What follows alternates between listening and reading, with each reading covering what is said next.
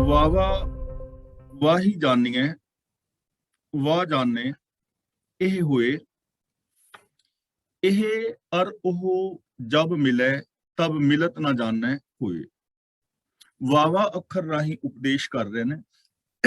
ਵਾਹੀ ਦਾ ਮਤਲਬ ਉਸ ਪ੍ਰਭੂ ਨੂੰ, ਜਾਣੀਏ ਦਾ ਮਤਲਬ ਸਮਝਣਾ ਚਾਹੀਦਾ, ਜਾਣਨ ਦਾ ਯਤਨ ਕਰੀਏ, ਸਾਂਝ ਪਾਈਏ, ਸਾਂਝ ਪਾਣੀ ਚਾਹੀਦੀ ਹੈ। ਵਾਹ ਜਾਣੇ ਦਾ ਮਤਲਬ ਉਸ ਪ੍ਰਭੂ ਨੂੰ ਜਾਣਿਆ, ਉਹਦੇ ਨਾਲ ਸਾਂਝ ਪਾਇਆ। ਇਹ ਹੋਏ, ਇਹ ਦਾ ਮਤਲਬ ਇਹ ਹੋਏ ਦਾ ਮਤਲਬ ਉਸ ਰੱਬ ਦਾ ਹੀ ਰੂਪ ਹੋ ਜਾਂਦਾ ਹੈ। ਤਾਂ ਭਗਤ ਕਬੀਰ ਜੀ ਸਮਝਾ ਰਹੇ ਹਨ ਕਿ ਉਸ ਪ੍ਰਭੂ ਨਾਲ ਜਾਣ ਪਛਾਣ ਕਰਨੀ ਚਾਹੀਦੀ ਹੈ, ਸਾਂਝ ਪਾਣੀ ਚਾਹੀਦੀ ਹੈ, ਉਸ ਪ੍ਰਭੂ ਦੇ ਗੁਣਾਂ ਨੂੰ ਜ਼ਿੰਦਗੀ ਵਿੱਚ ਇੰਪਲੀਮੈਂਟ ਕਰਨਾ ਚਾਹੀਦਾ ਹੈ, ਕਿਉਂਕਿ ਉਸ ਨੂੰ ਜਾਣਿਆ, ਉਹਦੇ ਨਾਲ ਸਾਂਝ ਪਾਇਆ, ਇਹ ਜੀਵ ਰੱਬ ਦਾ ਹੀ ਰੂਪ ਹੋ ਜਾਂਦਾ ਹੈ। ਵਾਵਾ ਵਾਹੀ ਜਾਣੀਏ ਵਾਹ ਜਾਣੇ ਇਹ ਹੋਏ, ਉਸ ਪ੍ਰਭੂ ਨਾਲ ਸਾਂਝ ਪਾਣੀ ਚਾਹੀਦੀ ਹੈ, ਯਾਨੀ ਉਹਦੇ ਗੁਣ ਗਾਣੇ ਚਾਹੀਦੇ ਨੇ, ਮਤਲਬ ਕਿ ਉਹਦੇ ਗੁਣਾਂ ਨੂੰ ਜ਼ਿੰਦਗੀ ਵਿੱਚ ਇੰਪਲੀਮੈਂਟ ਕਰਨਾ ਚਾਹੀਦਾ ਹੈ। ਜਿਹੜਾ ਵੀ ਉਹਦੇ ਗੁਣਾਂ ਨੂੰ ਜ਼ਿੰਦਗੀ ਦੇ ਵਿੱਚ ਇੰਪਲੀਮੈਂਟ ਕਰਦਾ ਹੈ, ਰੱਬ ਦੇ ਸਿਫਤ ਸਲਾਹ ਕਰਦਾ ਹੈ, ਉਹਦੇ ਨਾਲ ਸਾਂਝ ਪਾਉਣ ਨਾਲ ਇਹ ਜੀਵ ਉਸ ਰੱਬ ਦਾ ਹੀ ਰੂਪ ਹੋ ਜਾਂਦਾ ਹੈ, ਉਹਦੇ ਨਾਲੋਂ ਵੱਖਰਾ ਨਹੀਂ ਰਹਿ ਸਕਦਾ। ਤਾਂ ਰੱਬ ਦਾ ਰੂਪ ਹੋ ਜਾਂਦਾ ਹੈ, ਇਹਦਾ ਮਤਲਬ ਕਿ ਉਸ ਬੰਦੇ ਦੀ ਬੋਲ ਚਾਲ, ਉਹਦਾ ਬਿਹੇਵੀਅਰ, ਸਾਰਾ ਕੁਝ ਚੇਂਜ ਹੋ ਜਾਏਗਾ, ਉਹਦਾ ਸਾਰਾ ਬਿਹੇਵੀਅਰ ਹੀ ਰੱਬ ਵਰਗਾ ਹੋ ਜਾਏਗਾ। ਸਮਝ ਲਓ ਉਸ ਇਨਸਾਨ ਨੇ ਪ੍ਰਭੂ ਨਾਲ ਸਾਂਝ ਪਾ ਲਈ। ਇਹ ਅਰ ਉਹ ਜਬ ਮਿਲੇ, ਇਹ ਤੇ ਉਹ, ਯਾਨੀ ਜਦੋਂ ਰੱਬ ਔਰ ਜੀਵ ਮਿਲਦੇ ਨੇ, ਆਪਸ ਵਿੱਚ ਮਿਲਾਪ ਹੁੰਦਾ ਹੈ, ਰੱਬ ਦੇ ਵਿੱਚ ਜਦੋਂ ਸਾਡੀ ਸੁਰਤ ਜੁੜਦੀ ਹੈ, ਮਤਲਬ ਸਾਡੀ ਮਾਨਸਿਕਤਾ, ਸਾਡੀ ਸੋਚ ਰੱਬ ਦੀ ਸੋਚ ਵਿੱਚ ਜਦੋਂ ਮਿਲ ਜਾਂਦੀ ਹੈ ਨਾ ਬੰਦੇ ਦੀ, ਇਹ ਔਰ ਉਹ ਜਬ ਮਿਲੇ, ਕਿ ਇਹ ਤੇ ਉਹ ਰੱਬ ਤੇ ਜੀਵ ਜਦੋਂ ਮਿਲਦੇ ਨੇ, ਮਤਲਬ ਜਦੋਂ ਬੰਦੇ ਦੀ ਸੋਚ ਰੱਬ ਦੀ ਸੋਚ ਵਿੱਚ ਮਿਲ ਜਾਂਦੀ ਹੈ, ਤਬ ਮਿਲਤ ਨਾ ਜਾਣੈ ਕੋਈ। ਤਾਂ ਇਹਨਾਂ ਮਿਲਿਆ ਹੋਇਆਂ ਨੂੰ ਫਿਰ ਕੋਈ ਸਮਝ ਨਹੀਂ ਸਕਦਾ ਵੀ ਕੌਣ ਰੱਬ ਹੈ ਤੇ ਕੌਣ ਬੰਦਾ ਹੈ, ਯਾਨੀ ਇਹਨਾਂ ਦੋਵਾਂ ਦਾ ਵਖੇਵਾ ਖਤਮ ਹੋ ਜਾਂਦਾ ਹੈ। ਜਿਵੇਂ ਭਗਤ ਕਬੀਰ ਜੀ ਸਮਝਾਉਂਦੇ ਹਨ ਨਾ, ਅਬ ਤੋ ਜਾਏ ਚੜ੍ਹੇ ਸਿੰਘਾਸਨ ਮਿਲੇ ਹੈ ਸਾਰਿੰਗ ਪਾਣੀ, ਰਾਮ ਕਬੀਰਾ ਏਕ ਭਏ ਹੈ ਕੋਈ ਨਾ ਸਕੇ ਪਛਾਣੀ। ਭਾਈ ਗੁਰਦਾਸ ਜੀ ਵੀ ਕਹਿੰਦੇ ਨੇ, ਰਾਮ ਕਬੀਰ ਹੈ ਭੇਦ ਨਾ ਭਾਈ, ਜਿਉਂ ਜਲ ਮੈਂ ਜਲਾਏ ਖਟਾਨਾ, ਤਿਉਂ ਜੋਤੀ ਸੰਜੋਤ ਸਮਾਨਾ, ਮਿਟ ਗਏ ਗਵਨ ਪਾਏ ਬਿਸਰਾਮ। ਯਾਨੀ ਫਿਰ ਰੱਬ ਵਿੱਚ ਔਰ ਮਨੁੱਖ ਦੇ ਅੰਦਰ ਕੋਈ ਵਖੇਵਾ ਨਹੀਂ ਕਰ ਸਕਦਾ, ਭਾਵ ਕਿ ਉਹ ਬੰਦਾ ਰੱਬ ਵਰਗਾ ਹੀ ਹੋ ਜਾਂਦਾ ਹੈ ਜਿਹੜਾ ਉਸ ਪ੍ਰਭੂ ਦੇ ਵਿੱਚ ਮਿਲ ਜਾਂਦਾ ਹੈ। ਸੱਸਾ ਸੋ ਨੀਕਾ ਕਰ ਸੋਧੋ, ਸੱਸੇ ਅੱਖਰ ਰਾਹੀਂ ਉਪਦੇਸ਼ ਕਰ ਰਹੇ ਨੇ। ਸੋ ਦਾ ਮਤਲਬ ਮਨ ਨੂੰ, ਨੀਕਾ ਕਰ ਦਾ ਮਤਲਬ ਚੰਗੀ ਤਰ੍ਹਾਂ, ਸੋਧੋ ਦਾ ਮਤਲਬ ਇਹਦੀ ਸਾਫ਼ ਸਫਾਈ ਕਰੋ, ਇਸ ਨੂੰ ਪਵਿੱਤਰ ਕਰੋ, ਮਨ ਨੂੰ ਚੰਗੀ ਤਰ੍ਹਾਂ ਠੀਕ ਕਰੋ, ਮਨ ਨੂੰ ਸਵਾਰੋ। ਸੋਧੋ ਦਾ ਮਤਲਬ ਸਵਾਰੋ। ਤਾਂ ਇਹ ਭਾਈ ਆਪਣੇ ਮਨ ਨੂੰ ਚੰਗੀ ਤਰ੍ਹਾਂ ਸਾਫ਼ ਕਰੋ, ਇਹਨੂੰ ਚੰਗੀ ਤਰ੍ਹਾਂ ਸੁਧਾਰੋ, ਸੰਵਾਰੋ, ਕਿਉਂਕਿ ਮਨੁੱਖ ਦਾ ਮਨ ਸੰਵਰਿਆ ਹੋਇਆ ਨਹੀਂ ਹੈ। ਮਨੁੱਖੀ ਮਨ ਵਿੱਚ ਪਾਪਾਂ ਵਿਕਾਰਾਂ ਦੀ ਗੰਦਗੀ ਹੈ। ਇਸ ਚੀਜ਼ ਨੂੰ, ਇਹਨਾਂ ਚੀਜ਼ਾਂ ਨੂੰ ਬਾਹਰ ਕੱਢੋ, ਆਪਣੇ ਮਨ ਨੂੰ ਚੰਗੀ ਤਰ੍ਹਾਂ ਸਵਾਰੋ। ਘਟ ਪਰਚਾ ਕੀ ਬਾਤ ਨਿਰੋਧੋ, ਪਰਚਾ ਪਾਣ ਦਾ ਮਤਲਬ ਹੁੰਦਾ ਹੈ ਮਿੱਤਰਤਾ ਪੈਣੀ, ਸਾਂਝ ਪਾਣੀ। ਬਾਤ ਦਾ ਮਤਲਬ ਗੱਲ, ਨਿਰੋਧੋ ਦਾ ਮਤਲਬ ਮਨ ਨੂੰ ਟਿਕਾਓ, ਆਪਣੇ ਮਨ ਨੂੰ ਉਹਨਾਂ ਬਚਨਾਂ ਵਿੱਚ ਲਿਆ ਕੇ ਜੋੜੋ ਜਿਹੜੇ ਪ੍ਰਭੂ ਦੇ ਨਾਲ ਸਾਡੀ ਸਾਂਝ ਪਵਾ ਦੇਣ, ਉਹਨਾਂ ਦੇ ਨਾਲ ਜੋੜੋ, ਉਹਨਾਂ ਦੇ ਨਾਲ ਜੋੜੋ ਜਿਹੜੇ ਪ੍ਰਭੂ ਦੇ ਅੰਦਰ ਸਾਨੂੰ ਵਿਚਾਰ ਸਾਨੂੰ ਜੋੜ ਦੇਣ, ਉਹਨਾਂ ਦੇ ਨਾਲ ਤੁਸੀਂ ਆਪਣੀ ਗੱਲ ਜਿਹੜੀ ਬਾਤ ਤੇ ਕਰੋ, ਆਪਣੇ ਮਨ ਨੂੰ ਉਹਨਾਂ ਵਿਚਾਰਾਂ ਦੇ ਨਾਲ ਜੋੜੋ ਜਿਹੜੇ ਵਿਚਾਰ ਤੁਹਾਨੂੰ ਪ੍ਰਭੂ ਦੇ ਨਾਲ ਜੋੜ ਦੇਣ। ਇਸ ਮਨ ਨੂੰ ਚੰਗੀ ਤਰ੍ਹਾਂ ਸਵਾਰੋ। ਸਵਾਰੋ ਦਾ ਮਤਲਬ ਇਹਨੂੰ ਵਿਕਾਰਾਂ ਵੱਲ ਦੌੜਨ ਤੋਂ ਰੋਕੋ। ਘਟ ਪਰਚਾ ਕੀ, ਘਟ ਪਰਚਾ ਦਾ ਮਤਲਬ ਜੋ ਹਿਰਦੇ ਦੇ ਵਿੱਚ ਹੀ ਸਾਂਝ ਬਣ ਜਾਏ।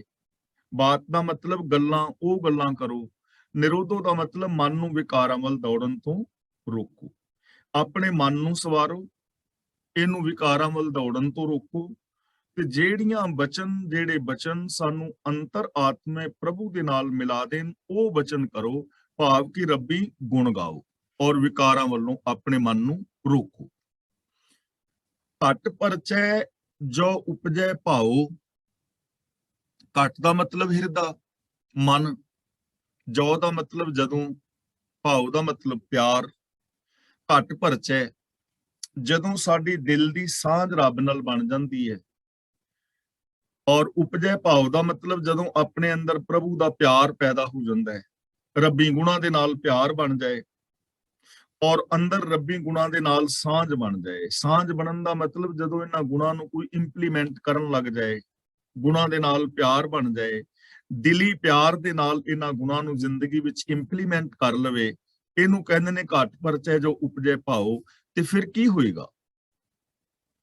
ਪੂਰ ਰਿਹਾ ਤਹਿ ਤ੍ਰਿਪਵਨ ਰਾਓ। ਤ੍ਰਿਪਵਨ ਤਹਿ ਦਾ ਮਤਲਬ ਉਸ ਅਵਸਥਾ ਵਿੱਚ, ਉਸ ਕੰਡੀਸ਼ਨ ਵਿੱਚ ਜਦੋਂ ਅੰਦਰ ਗੁਣਾਂ ਦੇ ਨਾਲ ਦਿਲੀ ਪਿਆਰ ਬਣ ਜਾਏ, ਮਨ ਵਿਕਾਰਾਂ ਵੱਲ ਦੌੜਨ ਤੋਂ ਰੁਕ ਜਾਏ, ਅੰਤਰ ਆਤਮੇ ਪ੍ਰਭੂ ਦੇ ਨਾਲ ਜਾਣ ਪਛਾਣ ਸਾਂਝ ਬਣ ਜਾਏ, ਤਾਂ ਫਿਰ ਕੀ ਹੁੰਦਾ ਹੈ? ਉਸ ਅਵਸਥਾ ਵਿੱਚ ਤ੍ਰਿਪਵਨ ਦਾ ਮਤਲਬ ਤਿੰਨਾਂ ਭਵਨਾਂ ਦਾ ਮਾਲਕ, ਪੂਰ ਰਿਹਾ ਦਾ ਮਤਲਬ ਪਰਿਪੂਰਨ। ਤਾਂ ਉਸ ਅਵਸਥਾ ਵਿੱਚ ਤਿੰਨਾਂ ਭਵਨਾਂ ਦਾ ਮਾਲਕ ਪ੍ਰਭੂ ਹਰ ਥਾਂ ਵਿਆਪਕ ਦਿਸਦਾ ਹੈ। ਪੂਰ ਰਿਹਾ ਤਹਿ ਤ੍ਰਿਪਵਨ ਰਾਓ, ਉਸ ਕੰਡੀਸ਼ਨ ਵਿੱਚ। ਕਿਹੜੀ ਕੰਡੀਸ਼ਨ? ਜਿਹੜੀ ਮਨ ਦੀ ਉਹ ਅਵਸਥਾ ਜਿਸ ਕੰਡੀਸ਼ਨ ਵਿੱਚ ਮਨ ਵਿਕਾਰਾਂ ਵੱਲ ਨਹੀਂ ਦੌੜਦਾ, ਮਨ ਦੇ ਅੰਦਰ ਟਿਕਾਵ ਹੈ, ਸਿਰਫ ਮਨ ਗੁਣਾਂ ਦੇ ਨਾਲ ਜੁੜਿਆ ਹੋਇਆ ਹੈ ਔਰ ਅੰਤਰ ਆਤਮੇ ਗੁਣਾਂ ਦੇ ਨਾਲ ਸਾਂਝ ਬਣ ਗਈ ਹੈ। ਉਸ ਕੰਡੀਸ਼ਨ ਵਿੱਚ ਫਿਰ ਚਾਰ ਚਫੇਰੇ ਰੱਬ ਹੀ ਪਸਰਿਆ ਹੋਇਆ ਨਜ਼ਰੀ ਪੈਂਦਾ ਹੈ। ਜਿਵੇਂ ਭਗਤ ਕਬੀਰ ਜੀ ਸਮਝਾਉਂਦੇ ਨੇ ਨਾ, ਦੋਇ ਦੋਇ ਲੋਚਨ ਪੇਖਾਂ ਹੋ ਹਰ ਬਿਨ ਔਰ ਨਾ ਦੇਖਾਂ। ਜਿਸ ਅਵਸਥਾ ਦੀ ਗੱਲ ਗੁਰੂ ਅਰਜਨ ਦੇਵ ਜੀ ਕਰ ਰਹੇ ਨੇ ਕਿ ਜੋ ਦਿਸੈ ਸੋ ਤੇਰਾ ਰੂਪ, ਕਿ ਜੋ ਵੀ ਨਜ਼ਰੀ ਪੈ ਰਿਹਾ ਹੈ ਇਹ ਪ੍ਰਭੂ ਉਹ ਤੇਰਾ ਹੀ ਰੂਪ ਹੈ। ਤਾਂ ਉਸ ਕੰਡੀਸ਼ਨ ਦੇ ਅੰਦਰ ਬੰਦਾ ਇਹ ਸਾਰੇ ਜਗਤ ਨੂੰ ਰੱਬ ਦੇ ਰੂਪ ਵਿੱਚ ਵੇਖਦਾ ਹੈ। ਦੇਖੋ ਸਾਡੀ ਕਿੰਨੀ ਵੱਡੀ ਸਮੱਸਿਆ ਦਾ ਸੋਲੂਸ਼ਨ ਹੋ ਰਿਹਾ ਨਾ। ਜੇਕਰ ਸਾਨੂੰ ਚਾਰ ਚਫੇਰੇ ਪਸਰਿਆ ਰੱਬ ਨਹੀਂ ਨਾ ਦਿਸ ਰਿਹਾ ਕਿਸੇ ਵੀ ਇਨਸਾਨ ਨੂੰ, ਤਾਂ ਕੰਡੀਸ਼ਨ ਇਹ ਹੈ, ਕਾਰਨ ਇਹ ਹੈ ਕਿ ਉਹਦੇ ਅੰਦਰ ਹਾਲੇ ਕਿਤੇ ਨਾ ਕਿਤੇ ਨੈਗੇਟਿਵਿਟੀ, ਕਿਤੇ ਵਿਕਾਰ ਜਾਂ ਰੱਬੀ ਜਿਹੜਾ ਹੁਕਮ ਹੈ ਉਹਦੇ ਨਾਲ ਪੂਰਨ ਤੌਰ ਤੇ ਸਾਂਝ ਨਹੀਂ ਬਣੀ ਹੈ।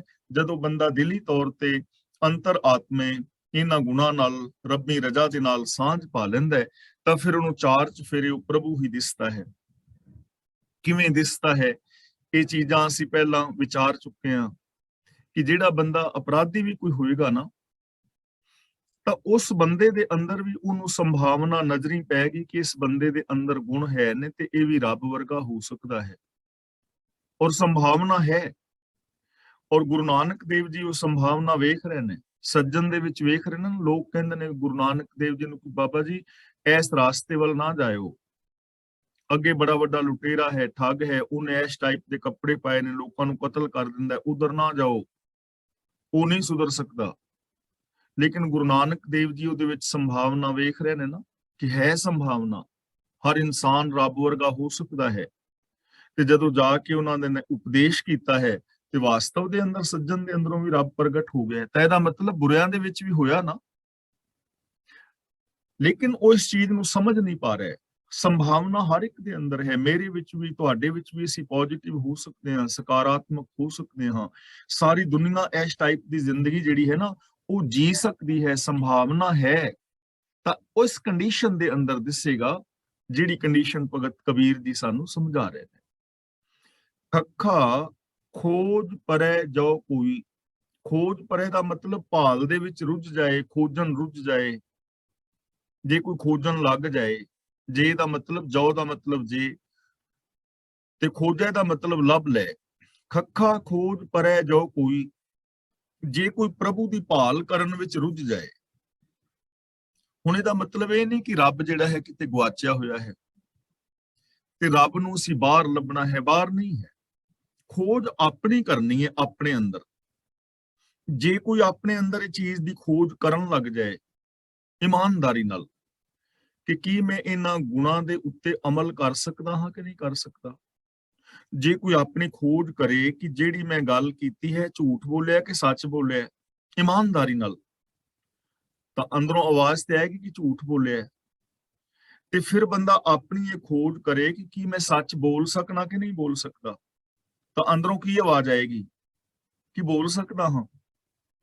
ਮੈਂ ਇਹ ਬੰਦੇ ਦੀਆਂ ਚੁਗਲੀਆਂ ਕਰ ਰਿਹਾ, ਚੁਗਲੀਆਂ ਦਾ ਮਤਲਬ ਕਿ ਮੈਂ ਕਿਸੇ ਦੀ ਬਦਖੋਈ ਕਰ ਰਿਹਾ, ਤਾਂ ਕੀ ਕਿਸੇ ਦੀ ਬਦਖੋਈ ਕਰਨੀ ਠੀਕ ਹੈ ਕਿ ਨਹੀਂ? ਆਪਣੇ ਨਾਲ ਗੱਲਬਾਤ ਕਰੇ, ਇਮਾਨਦਾਰੀ ਨਾਲ ਕਰੇਗਾ ਤੇ ਅੰਦਰੋਂ ਆਵਾਜ਼ ਆਏਗੀ ਨਾ, ਯਾਰ ਬਦਖੋਈ ਕਰਨੀ ਠੀਕ ਤੇ ਨਹੀਂ, ਜੇ ਕੋਈ ਮੇਰੀ ਕਰੇ ਤਾਂ ਫਿਰ ਤਾਂ ਕੀ ਬਦਖੋਈ ਕਰਨੀ ਮੇਰੇ ਲਈ ਠੀਕ ਹੈ? ਅੰਦਰੋਂ ਆਵਾਜ਼ ਆਏਗੀ ਨਹੀਂ।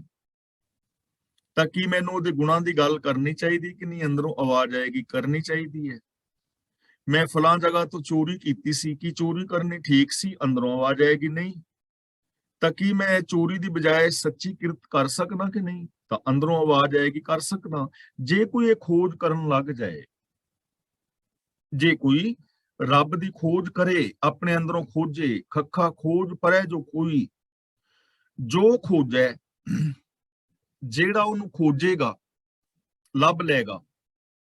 ਸੋ ਬਹੁਰ ਨਾ ਹੋਈ, ਬਹੁਰ ਦਾ ਮਤਲਬ ਮੁੜ ਕੇ, ਹੋਈ ਦਾ ਮਤਲਬ ਫਿਰ ਰੱਬ ਤੋਂ ਵੱਖਰਾ ਨਹੀਂ ਰਹੇਗਾ, ਰੱਬ ਵਰਗਾ ਹੀ ਹੋ ਜਾਏਗਾ, ਰੱਬ ਵਿੱਚ ਹੀ ਸਮਾ ਜਾਏਗਾ।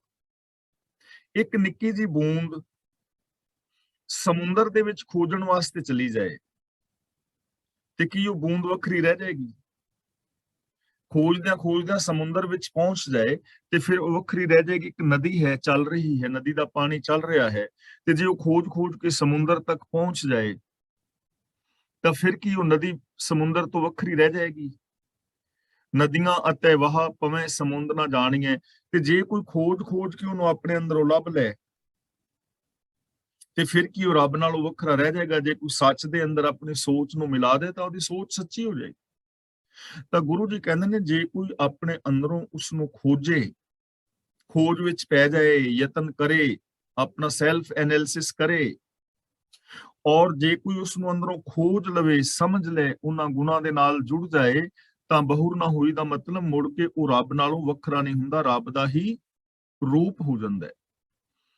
ਖੋਜ ਬੂਝ ਜੋ ਕਰੇ ਵਿਚਾਰਾ, ਖੋਜ ਦਾ ਮਤਲਬ ਇੱਥੇ ਹੈ ਲੱਛਣ, ਨਿਸ਼ਾਨ। ਇੱਕ ਹੁੰਦਾ ਹੈ ਖੋਜਣਾ ਤੇ ਦੂਜਾ ਹੁੰਦਾ ਹੈ ਖੋਜ। ਦੇਖੋ ਪਹਿਲੇ ਸੀ ਨਾ, ਖੱਖਾ ਖੋਜ ਪਰੈ ਜੋ ਕੋਈ, ਉੱਥੇ ਖੋਜ ਤੇ ਸੱਸੇ ਇੱਕ ਜੱਜੇ ਨਾਲ ਸਿਹਾਰੀ ਸੀ, ਉਹਦਾ ਮਤਲਬ ਸੀ ਖੋਜ ਵਿੱਚ, ਭਾਲਣ ਵਿੱਚ। ਤੇ ਇੱਥੇ ਜਿਹੜਾ ਖੋਜ ਹੈ, ਇੱਥੇ ਜੱਜਾ ਮੁਕਤਾ ਹੈ। ਇਹ ਚੀਜ਼ ਨੂੰ ਨਾ ਤੁਸੀਂ ਸਮਝ ਜਾਓਗੇ, ਥੋੜਾ ਜਿਹਾ ਧਿਆਨ ਦਿਓ। ਜਿਵੇਂ ਨਾ ਇੰਡੀਆ ਵਿੱਚ ਚੋਰੀ ਹੋ ਜਾਂਦੀ ਹੁੰਦੀ ਸੀ ਪਿੰਡਾਂ ਵਿੱਚ, ਤੇ ਖਾਸ ਕਰਕੇ ਨਾ ਗਾਵਾਂ ਮੱਝਾਂ ਦੀ ਚੋਰੀ ਜ਼ਿਆਦਾ ਹੁੰਦੀ ਸੀ, ਜਾਂ ਘਰ ਦਾ ਥੋੜਾ ਬਹੁਤਾ ਸਮਾਨ ਚੋਰੀ ਹੋ ਜਾਂਦਾ ਸੀ। ਤੇ ਜਦੋਂ ਚੋਰੀ ਹੋ ਜਾਣੀ ਤਾਂ ਫਿਰ ਲੋਕ ਕਹਿੰਦੇ ਸਨ ਕਿ ਫਲਾਣੇ ਪਿੰਡ ਵਿੱਚ ਨਾ ਖੋਜੀ ਰਹਿੰਦਾ ਹੈ। ਤੇ ਕੀ ਕਰਦੇ ਸੀ ਲੋਕ, ਵੀ ਮੱਝ ਗਾਂ ਨੂੰ ਜਿਹੜਾ ਖੋਲ ਕੇ ਬੰਦਾ ਲੈ ਗਿਆ, ਤੇ ਜਿਹਦਾ ਪੈਰ ਹੁੰਦਾ ਸੀ ਨਾ, ਜਿਹਦਾ ਪੈਰ ਦਾ ਕੋਈ ਨਿਸ਼ਾਨ ਹੋਣਾ, ਉਹਦੇ ਉੱਤੇ ਲੋਕੀ ਦਾਬੜਾ ਮੁੱਦਾ ਮਾਰ ਦਿੰਦੇ ਸੀ ਤੇ ਫਿਰ ਖੋਜੀ ਨੂੰ ਲਿਆਉਂਦੇ ਸੀ। ਤੇ ਖੋਜੀ ਆਣ ਕੇ ਉਸ ਬੰਦੇ ਦਾ ਪੈਰ ਵੇਖਦਾ ਸੀ, ਪੈਰ ਦਾ ਨਿਸ਼ਾਨ, ਉਸ ਪੈਰ ਦੇ ਨਿਸ਼ਾਨ ਨੂੰ ਕਹਿੰਦੇ ਸੀ ਖੋਜ। ਕਿ ਉਹ ਪੈਰ ਦਾ ਨਿਸ਼ਾਨ ਕਿੱਧਰ ਕਿੱਧਰ ਜਾ ਰਿਹਾ, ਉਹ ਪਿੰਡ ਦੇ ਚਫੇਰੇ ਵੇਖ ਕੇ ਨਾ ਉਹਨੇ ਵੇਖ ਲੈਣਾ ਕਿ ਇੱਧਰ ਗਿਆ ਹੈ। ਹੌਲੇ ਹੌਲੇ ਉਸ ਖੋਜ ਨੂੰ, ਉਸ ਨਿਸ਼ਾਨ ਨੂੰ ਲੱਭਦਿਆਂ ਲੱਭਦਿਆਂ ਤੇ ਬੰਦਾ, ਖੋਜੀ ਜਿਹੜਾ ਬੰਦਾ ਸੀ, ਉਹ ਚੋਰ ਦੇ ਘਰ ਤੱਕ ਪਹੁੰਚ ਜਾਂਦਾ ਸੀ ਵੀ ਇਸ ਪਿੰਡ ਦੇ ਵਿੱਚ ਡੰਗਰ ਆ ਵੜਿਆ ਤੇ ਇੱਥੇ ਹੁਣ ਲੱਭੋ। ਇਹਨੂੰ ਕਹਿੰਦੇ ਨੇ ਖੋਜ, ਲੱਛਣ, ਨਿਸ਼ਾਨ। ਬੂਝ ਦਾ ਮਤਲਬ ਬੁੱਝ ਕੇ, ਸਮਝ ਕੇ। ਜੋ ਦਾ ਮਤਲਬ ਜੇਕਰ।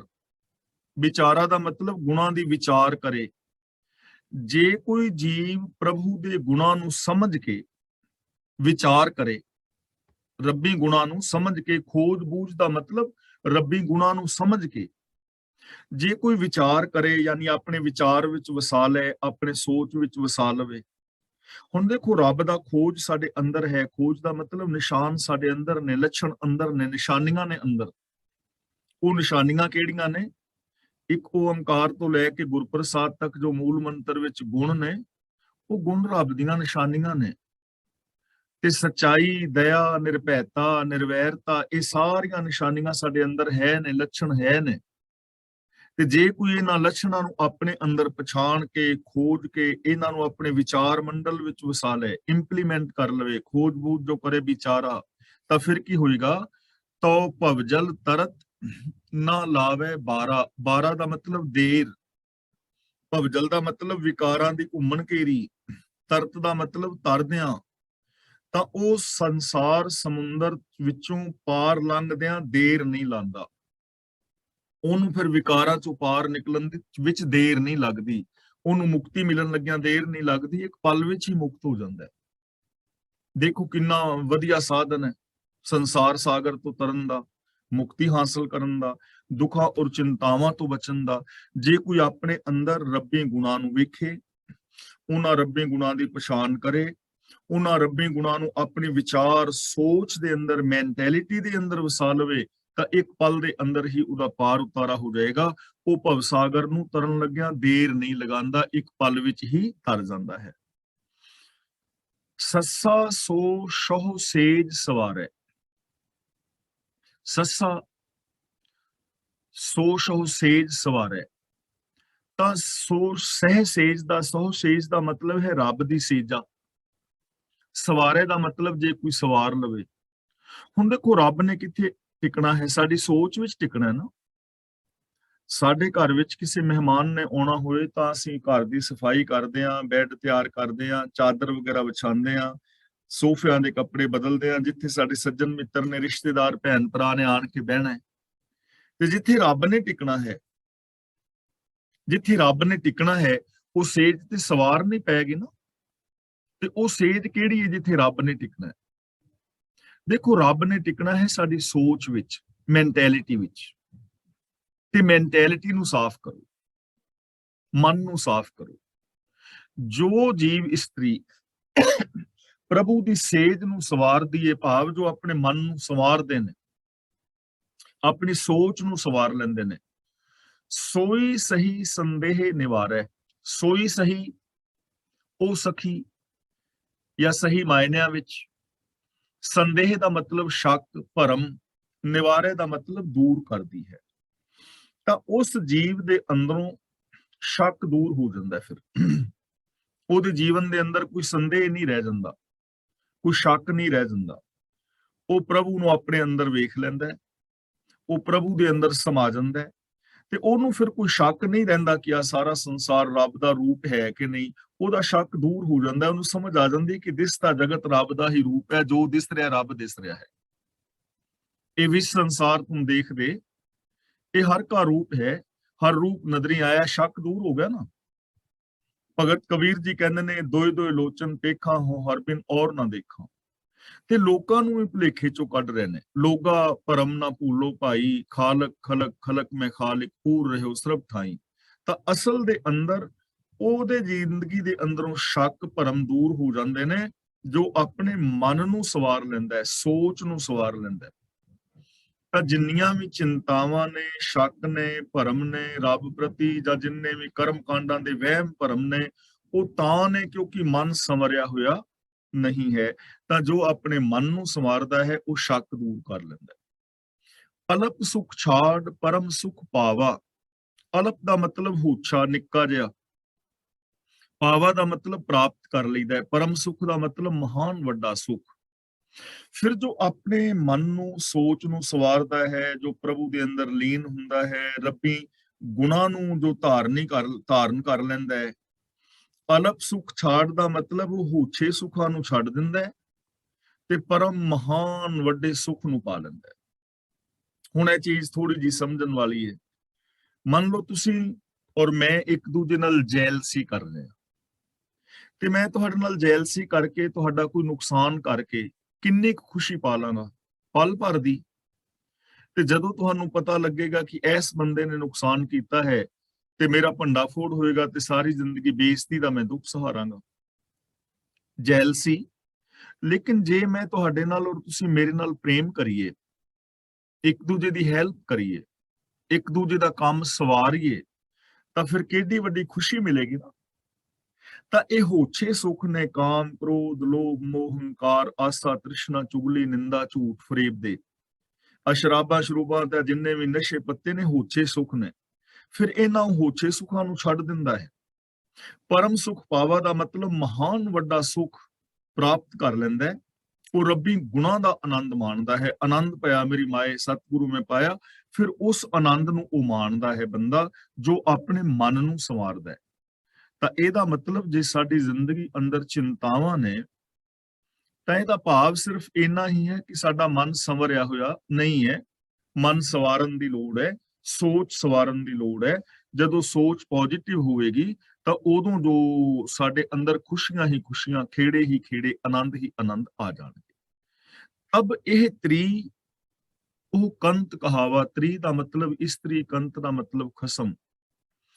ਤਾਂ ਫਿਰ ਅਸਲ ਦੇ ਅੰਦਰ ਇਹ ਉਹਦਾ ਦਾਸ ਤੇ ਉਹ ਇਹਦਾ ਮਾਲਕ ਅਖਵਾਏਗਾ। ਤ੍ਰੀ ਦਾ ਮਤਲਬ ਜੀਵ ਇਸਤਰੀ ਤੇ ਕੰਤ ਦਾ ਮਤਲਬ ਪ੍ਰਭੂ, ਪਤੀ, ਖਸਮ, ਮਾਲਕ। ਤਾਂ ਤਦੋਂ ਫਿਰ ਇਹ ਬੰਦਾ ਅਸਲ ਦੇ ਅੰਦਰ ਉਹਦਾ ਦਾਸ ਤੇ ਰੱਬ ਇਹਦਾ ਮਾਲਕ ਅਖਵਾਏਗਾ, ਤਾਂ ਉਹ ਸੰਬੰਧ ਸੱਚਾ ਹੋਏਗਾ। ਹੁਣ ਇਹ ਚੀਜ਼ ਨੂੰ ਘਰੇਲੂ ਜ਼ਿੰਦਗੀ ਦੇ ਵਿੱਚ ਵੇਖੋ ਕਿ ਜੇ ਕੋਈ ਇੱਕ ਪਤੀ ਔਰ ਪਤਨੀ ਸ਼ੁਭ ਗੁਣਾਂ ਦੇ ਧਾਰਨੀ ਨੇ, ਜਿਨ੍ਹਾਂ ਦੋਵਾਂ ਨੇ ਆਪਣੇ ਮਨ ਨੂੰ, ਆਪਣੀ ਸੋਚ ਨੂੰ ਸਵਾਰਿਆ ਹੋਇਆ ਹੈ, ਇੱਕ ਦੂਜੇ ਨਾਲ ਸੱਚਾ ਪਿਆਰ ਕਰਦੇ ਨੇ, ਅਸਲ ਦੇ ਅੰਦਰ ਫਿਰ ਉਹੀ ਪਤੀ ਪਤਨੀ ਨੇ ਨਾ, ਉਹਨਾਂ ਦੀ ਜ਼ਿੰਦਗੀ ਦੇ ਅੰਦਰ ਖੁਸ਼ੀ ਵੀ ਹੋਏਗੀ। ਤੇ ਜਿੱਥੇ ਸ਼ੱਕ ਨੇ, ਜਿੱਥੇ ਛੋਟਾ ਮੋਟਾ ਝੂਠ ਹੈ, ਆਚਰਣਹੀਨਤਾ ਹੈ, ਤਾਂ ਉਹ ਪਤੀ ਪਤਨੀ ਨਹੀਂ ਹਨ ਸੱਚੇ, ਉਹਨਾਂ ਦੇ ਸੰਬੰਧ ਸੱਚੇ ਨਹੀਂ ਹਨ, ਉੱਥੇ ਕਲ ਕਲੇਸ਼ ਰਹਿ ਗਈ ਰਹੇਗਾ। ਤਾਂ ਇਹ ਚੀਜ਼ਾਂ ਸਾਡੇ ਪਰਿਵਾਰ ਨੂੰ ਵੀ ਸਵਾਰਨਗੀਆਂ, ਸਾਡੀ ਸੋਸ਼ਲ ਲਾਈਫ ਨੂੰ ਵੀ ਸਵਾਰਨਗੀਆਂ, ਕਿਉਂਕਿ ਜੋ ਰੱਬ ਦੇ ਨਾਲ ਮਿਲਿਆ ਹੋਇਆ, ਇੱਕਮਿਕ ਹੋਇਆ ਬੰਦਾ ਹੈ, ਉਹ ਫਿਰ ਚਾਰ ਚੁਫੇਰੇ ਇੱਕ ਜੈਸੀ ਹੀ ਜ਼ਿੰਦਗੀ ਜੀਵੇਗਾ। ਤਾਂ ਅਸਲੀ ਰੱਬ ਦਾ ਪਿਆਰਾ ਔਰ ਰੱਬ ਉਹਦਾ ਪਿਆਰਾ, ਅਸਲੀ ਉਹ ਠਾਕੁਰ ਉਰਦਾਸ ਹੁੰਦੇ ਨੇ ਜਦੋਂ ਬੰਦਾ ਆਪਣੀ ਸੇਜਾ ਨੂੰ, ਹਿਰਦੇ ਨੂੰ, ਸੋਚ ਨੂੰ ਸਵਾਰ ਕੇ ਪ੍ਰਭੂ ਦੇ ਅੰਦਰ ਮਿਲਦਾ ਹੈ ਔਰ ਪਰਮ ਸੁਖ ਨੂੰ ਪਾਉਂਦਾ ਹੈ। ਹਾਹਾ ਹੋਤ ਹੋਏ ਨਹੀਂ ਜਾਣਾ। ਹੋਏ ਦਾ ਮਤਲਬ ਹੋ ਕੇ, ਜਨਮ ਲੈ ਕੇ। ਹੋਤ ਦਾ ਮਤਲਬ ਹੁੰਦਾ ਹੋਇਆ, ਜਿਹੜਾ ਹੈ। ਨਹੀਂ ਜਾਣਾ ਦਾ ਮਤਲਬ ਜਿਸ ਨੇ ਨਹੀਂ ਸਮਝਿਆ, ਯਾਨੀ ਜਨਮ ਹਾਸਲ ਕਰਕੇ ਹੋਤ ਨਹੀਂ ਜਾਣਾ, ਜਿਹੜਾ ਹੁੰਦੇ ਹੋਏ ਰੱਬ ਨੂੰ ਨਹੀਂ ਜਾਣਦਾ। ਹੈ ਤੇ ਸਹੀ ਹੈ, ਪਰ ਉਹਨੂੰ ਜਾਣਦਾ ਨਹੀਂ। ਜਨਮ ਵੀ ਲਿਆ ਹੈ, ਰੱਬ ਵੀ ਹੈ ਵੀ ਨਾਲ, ਪਰ ਫਿਰ ਵੀ ਬੰਦਾ ਜਾਣਦਾ ਨਹੀਂ। ਤਾਂ ਦੇਖੋ, ਇਹ ਚੀਜ਼ ਨਾ ਛੋਟੀ ਜੀ ਸਮਝਣ ਵਾਲੀ ਹੈ। ਹੁਣ ਸਾਡੇ ਅੰਦਰ ਸੱਚ ਤੇ ਹੈ, ਇਹ ਮੈਂ ਰੋਜ਼ ਬੇਨਤੀ ਕਰ ਰਿਹਾ। ਸਾਡੇ ਅੰਦਰ ਦਇਆ ਤੇ ਹੈ, ਪਰ ਅੰਦਰ ਸੱਚ ਹੁੰਦੇ ਹੋਏ ਨੂੰ ਅਸੀਂ ਜਾਣ ਨਹੀਂ ਰਹੇ, ਸੱਚ ਅਸੀਂ ਬੋਲ ਨਹੀਂ ਰਹੇ। ਮੈਂ ਤੁਹਾਡੇ ਸਾਹਮਣੇ ਝੂਠ ਬੋਲ ਰਿਹਾ, ਪਰ ਸੱਚ ਦਾ ਮੈਨੂੰ ਪਤਾ ਹੈ, ਤੇ ਪਤਾ ਹੁੰਦਿਆਂ ਹੋਇਆਂ ਵੀ ਮੈਂ ਸੱਚ ਨਹੀਂ ਬੋਲ ਰਿਹਾ। ਰੱਬ ਤੁਹਾਡੇ ਸਾਰਿਆਂ ਦੇ ਵਿੱਚ ਹੈ, ਇਹ ਮੈਂ ਗੱਲ ਕਹਿ ਰਿਹਾ। ਸਭ ਮਹਿ ਜੋਤ, ਜੋਤ ਹੈ ਸੋਏ, ਤੇ ਤੁਸੀਂ ਵੀ ਕਹਿ ਰਹੇ ਹੋ, ਲੇਕਿਨ ਅਸੀਂ ਇੱਕ ਦੂਜੇ ਨਾਲ ਰੱਬ ਵਰਗਾ ਵਿਹਾਰ ਕਰ ਨਹੀਂ ਰਹੇ। ਇਹਨੂੰ ਕਹਿੰਦੇ ਨੇ ਹਾਹਾ ਹੋਤ ਹੋਏ ਨਹੀਂ ਜਾਣਾ, ਕਿ ਇਹ ਜਨਮ ਲੈ ਕੇ ਜਿਹੜਾ ਹੁੰਦੇ ਹੋਏ ਨੂੰ ਨਹੀਂ ਜਾਣਦਾ, ਰੱਬ ਦੇ ਨਾਲ ਸਾਂਝ ਨਹੀਂ ਪਾਉਂਦਾ। ਜਬ ਹੀ ਹੋਏ ਤਬ ਹੈ ਮਨ ਮਾਨਾ। ਹੋਏ ਦਾ ਮਤਲਬ ਜਦੋਂ ਇਹਨੂੰ ਵਿਸ਼ਵਾਸ ਹੋ ਜਾਏ, ਜਬ ਹੀ ਦਾ ਮਤਲਬ ਜਦੋਂ, ਤਬ ਹੈ ਮਨ ਮਾਨਾ, ਤਾਂ ਇਹਦਾ ਮਨ ਪਤੀਤ ਜਾਂਦਾ। ਜੇ ਇਹਨੂੰ ਵਿਸ਼ਵਾਸ ਹੋ ਜਾਏ, ਉਹਦੇ ਤੇ ਵਿਸ਼ਵਾਸ ਕਰ ਲਵੇ, ਤਾਂ ਫਿਰ ਇਹਦਾ ਮਨ ਪਤੀਜ ਜਾਂਦਾ ਹੈ। ਉਹ ਚੀਜ਼ ਦੀ ਹੋਂਦ ਨੂੰ ਅਨੁਭਵ ਕਰ ਲੈਂਦਾ ਹੈ, ਜਦੋਂ ਉਹਨੂੰ ਸਮਝ ਲੈਂਦਾ ਹੈ ਕਿ ਸੱਚ ਹੈ, ਇਹ ਸੱਚੀ ਗੱਲ ਹੈ, ਉੱਤੇ ਵਿਸ਼ਵਾਸ ਕਰ ਲੈ ਤੇ ਸੱਚ ਬੋਲਣਾ ਸ਼ੁਰੂ ਕਰ ਲਵੇ, ਤਾਂ ਇਹਦਾ ਮਨ ਪਤੀਜ ਜਾਂਦਾ ਹੈ ਕਿ ਵਾਸਤਵ ਦੇ ਵਿੱਚ ਹੀ ਸੱਚ ਦੇ ਨਾਲ ਤੇ ਖੁਸ਼ੀ ਮਿਲ ਸਕਦੀ ਹੈ। ਤਾਂ ਜਦੋਂ ਬੰਦਾ ਪ੍ਰਭੂ ਦੀ ਹਸਤੀ ਦੇ ਵਿੱਚ ਨਿਸ਼ਚਾ ਜਿਸ ਨੂੰ ਹੋ ਜਾਂਦਾ ਹੈ, ਤਦੋਂ ਇਹਦਾ ਮਨ ਮੰਨ ਜਾਂਦਾ ਹੈ। ਜੇ ਇਹਨਾਂ ਚੀਜ਼ਾਂ ਤੇ ਸਾਡਾ ਨਿਸ਼ਚਾ ਹੋ ਜਾਏ, ਸੱਚ ਤੇ, ਦਇਆ ਤੇ, ਪ੍ਰੇਮ ਤੇ, ਹਰ ਇੱਕ ਦੇ ਅੰਦਰ ਪ੍ਰਭੂ ਵਸਦਾ ਹੈ, ਜੇ ਇਸ ਗੱਲ ਤੇ ਨਿਸ਼ਚਾ ਹੋ ਜਾਏ, ਤਾਂ ਫਿਰ ਮਨ ਪਤੀਤ ਜਾਏਗਾ, ਮਨ ਮੰਨ ਜਾਏਗਾ। ਹੋਂਦ ਦੇ ਉੱਤੇ ਮਨ ਮੰਨ ਜਾਏ। ਹੈ ਤਾਂ ਸਹੀ ਲਖ ਹੈ ਜੋ ਕੋਈ। ਸਹੀ ਦਾ ਮਤਲਬ ਸੱਚਮੁੱਚ, ਜ਼ਰੂਰ। ਤੋ ਦਾ ਮਤਲਬ ਤਾਂ, ਤੋ ਸਹੀ ਦਾ ਮਤਲਬ ਸੱਚਮੁੱਚ ਹੈ। ਲਖੇ ਦਾ ਮਤਲਬ ਵੇਖੇ, ਜੋ ਦਾ ਮਤਲਬ ਜੇਕਰ। ਰੱਬ ਸੱਚਮੁੱਚ ਵਿੱਚ ਹੈ ਵੇ, ਹੈ ਤਾਂ ਸਹੀ, ਵਾਸਤਵ ਵਿੱਚ ਹੀ ਹੈ। ਲਖੇ ਜੋ ਕੋਈ, ਜੇ ਕੋਈ ਵੇਖ ਲਵੇ, ਜੇ ਕੋਈ ਉਹਨੂੰ ਜਾਣੇ, ਜੇ ਕੋਈ ਉਹਨੂੰ ਸਮਝੇ, ਜੇ ਕੋਈ ਉਹਨੂੰ ਯੂਜ਼ ਕਰੇ, ਹੈ ਤੇ ਸਹੀ, ਪਰ ਜੇ ਕੋਈ ਵੇਖੇ ਤਾਂ ਹੈ ਨਾ। ਦੇਖੋ, ਰੱਬ ਸਾਡੇ ਸਾਰਿਆਂ ਦੇ ਵਿੱਚ ਹੈ ਤਾਂ ਸਹੀ। ਸਭ ਮੈਂ ਜੋ ਤੈ ਸੋਏ, ਇੱਕੋ ਹੀ ਸਿਸਟਮ ਵਿੱਚ ਅਸੀਂ ਜੀ ਰਹੇ ਹਾਂ ਨਾ। ਪਰ ਜੇ ਅਸੀਂ ਵੇਖੀਏ ਇੱਕ ਦੂਜੇ ਨਾਲ ਵਰਤੋਂ ਵਿਹਾਰ ਕਰੀਏ ਰੱਬ ਵਰਗੀ ਤਾਂ ਹੈ ਨਾ। ਹੈ ਤੇ ਸਹੀ, ਪਰ ਜੇ ਕੋਈ ਵੇਖੇ, ਜੇ ਕੋਈ ਜਾਣੇ, ਜੇ ਕੋਈ ਸਮਝੇ। ਪਹਿਲੀ ਗੱਲ, ਇਹ ਜਗਤ ਸਾਰਾ ਹੈ ਤੇ ਰੱਬ ਦਾ ਹੀ ਰੂਪ। ਇਹ ਵੀ ਸੰਸਾਰ ਤੁਮ ਦੇਖਦੇ, ਕੁਦਰਤ ਔਰ ਰੱਬ ਇੱਕੋ ਹੀ ਹੈ, ਇੱਕ ਹੀ ਪਸਰਿਆ ਹੋਇਆ ਹੈ, ਇੱਕ ਓੰਕਾਰ ਇੱਕ ਹੀ ਪਸਰਿਆ ਹੋਇਆ ਹੈ। ਪਰ ਜੇ ਕੋਈ ਇਸ ਗੱਲ ਨੂੰ ਸਮਝੇ, ਜੇ ਕੋਈ ਇਸ ਗੱਲ ਨੂੰ ਜਾਣੇ, ਜੇ ਇਹਨੂੰ ਅਮਲ ਵਿੱਚ ਲਿਆਵੇ, ਵੇਖਣ ਦਾ ਯਤਨ ਕਰੇ। ਹੁਣ ਅਗਲੀ ਗੱਲ ਆਪਣੇ ਨਾਲ ਪਰਸਨਲ, ਸੱਚ ਸਾਡੇ ਸਾਰਿਆਂ ਦੇ ਅੰਦਰ ਹੈ ਤੇ ਸਹੀ, ਲਖੇ ਜੋ ਕੋਈ, ਪਰ ਜੇ ਸੱਚ ਨੂੰ ਵੇਖੇ, ਜਾਣੇ, ਬੋਲੇ ਤਾਂ ਹੈ ਨਾ। ਪ੍ਰੇਮ ਸਾਡੇ ਸਾਰਿਆਂ ਦੇ ਅੰਦਰ ਹੈ ਤੇ ਸਹੀ, ਸਿਰ ਹਿਲਾ ਕੇ ਦੱਸੋ ਹੈ ਕਿ ਨਹੀਂ? ਹੈ ਨਾ। ਪਰ ਤਾਂ ਹੈ ਨਾ ਜੇ ਪ੍ਰੇਮ ਕਰੀਏ ਇੱਕ ਦੂਜੇ ਨਾਲ। ਨਿਮਰਤਾ ਸਾਡੇ ਵਿੱਚ ਹੈ ਤੇ ਸਹੀ, ਹਰ ਇਨਸਾਨ ਵਿੱਚ, ਹਿੰਦੂ, ਮੁਸਲਮਾਨ, ਸਿੱਖ, ਈਸਾਈ ਸਭ ਵਿੱਚ ਨਿਮਰਤਾ ਹੈ ਤਾਂ ਸਹੀ, ਪਰ ਜੇ ਉਹਨੂੰ ਯੂਜ਼ ਕਰੀਏ ਤਾਂ ਹੈ ਨਾ। ਜੇ ਉਹਨੂੰ ਵੇਖੀਏ ਆਪਣੇ ਅੰਦਰੋਂ, ਵੇਖ ਹੀ ਨਹੀਂ ਰਿਹਾ। ਬੰਦੇ ਦੇ ਅੰਦਰ ਬਹੁਤ ਵੱਡੀਆਂ ਪੋਸੀਬਿਲਿਟੀਜ਼ ਨੇ ਕਿ ਜੋ ਵੀ ਬਣਨਾ ਚਾਹੇ ਉਹ ਬਣ ਸਕਦਾ ਹੈ, ਜਿੰਨਾ ਵੀ ਇਹ ਵਿਕਾਸ ਕਰਨਾ ਚਾਹੇ ਕਰ ਸਕਦਾ ਹੈ। ਇਹਦੇ ਅੰਦਰ ਬੜੀਆਂ ਵੱਡੀਆਂ ਸੰਭਾਵਨਾਵਾਂ ਨੇ, ਪਰ ਜੇ ਉਹਨਾਂ ਸੰਭਾਵਨਾਵਾਂ ਨੂੰ ਵੇਖੇ ਤਾਂ ਹੀ ਹੈ। ਵੇਖ ਨਹੀਂ ਰਿਹਾ ਬੰਦਾ, ਜਾਣ ਨਹੀਂ ਰਿਹਾ, ਅਵੇਸਲਾ ਹੋਇਆ ਹੈ। ਤਾਂ ਪ੍ਰਭੂ ਹੈ, ਪਰ ਜੇ ਕੋਈ ਇਸ ਗੱਲ ਨੂੰ ਸਮਝੇ, ਉਹਨੂੰ ਅਮਲ ਵਿੱਚ ਲਿਆਵੇ, ਤੇ ਜਿਹੜਾ ਫਿਰ ਸਮਝ ਲੈਂਦਾ ਹੈ, ਤਬ ਉਹੀ ਉਹ, ਇਹ ਨਾ ਹੋਈ ਉਹੀ ਉਹ ਦਾ ਮਤਲਬ ਉਹੀ ਉਹ, ਸਿਰਫ ਰੱਬ ਹੀ ਰੱਬ। ਇਹ ਦਾ ਮਤਲਬ ਇਹ ਜੀਵ ਨਾ ਹੋਈ ਦਾ ਮਤਲਬ ਨਹੀਂ ਰਹਿੰਦਾ। ਤਦੋਂ ਫਿਰ ਉਸ ਪ੍ਰਭੂ ਦਾ ਹੀ ਰੂਪ ਹੋ ਜਾਂਦਾ, ਇਹ ਨਹੀਂ ਰਹਿੰਦਾ। ਜਿਵੇਂ ਇੱਕ ਬੂੰਦ ਪਾਣੀ ਦੀ ਸਮੁੰਦਰ ਨੂੰ ਜਾਣ ਲੈ ਔਰ ਸਮੁੰਦਰ ਵਿੱਚ ਅਭੇਦ ਹੋ ਜਾਏ, ਤੇ ਫਿਰ ਸਮੁੰਦਰ ਹੀ ਸਮੁੰਦਰ ਰਹਿ ਜਾਂਦਾ ਹੈ, ਬੂੰਦ ਨਹੀਂ ਰਹਿ ਜਾਂਦੀ। ਬੂੰਦ ਫਿਰ ਵੱਖਰੀ ਨਹੀਂ ਰਹਿੰਦੀ। ਤੇ ਜਿਹੜਾ ਬੰਦਾ ਰੱਬ ਨੂੰ ਜਾਣ ਲਵੇ, ਆਪਣੀ ਸੋਚ ਨੂੰ ਉਹਦੇ ਵਿੱਚ ਮਿਲਾ ਦੇ, ਫਿਰ ਰੱਬ ਹੀ ਰਹਿ ਜਾਂਦਾ, ਫਿਰ ਬੰਦਾ ਵੱਖਰਾ ਨਹੀਂ ਰਹਿੰਦਾ, ਰੱਬ ਦਾ ਰੂਪ ਹੋ ਜਾਂਦਾ ਹੈ। ਜੇ ਕੋਈ ਬੰਦਾ ਮਨ, ਬਚਨ, ਕਰਮ ਕਰਕੇ ਸੱਚ ਨੂੰ ਇੰਪਲੀਮੈਂਟ ਕਰ ਲੈ, ਤਾਂ ਉਹ ਬੰਦਾ ਸੱਚ ਦਾ ਹੀ ਰੂਪ ਹੋ ਜਾਂਦਾ ਹੈ। ਦੇਖੋ ਕਿੰਨੀ ਸਿੰਪਲ ਗੱਲ, ਕਿੰਨੇ ਸੌਖੇ ਤਰੀਕੇ ਨਾਲ ਸਮਝਾ ਰਹੇ ਨੇ, ਔਰ ਕਿੰਨੇ ਸੌਖੇ ਤਰੀਕੇ ਦੇ ਨਾਲ ਹਰ ਇਨਸਾਨ ਰੱਬ ਵਰਗਾ ਹੋ ਕੇ ਜੀ ਸਕਦਾ ਹੈ।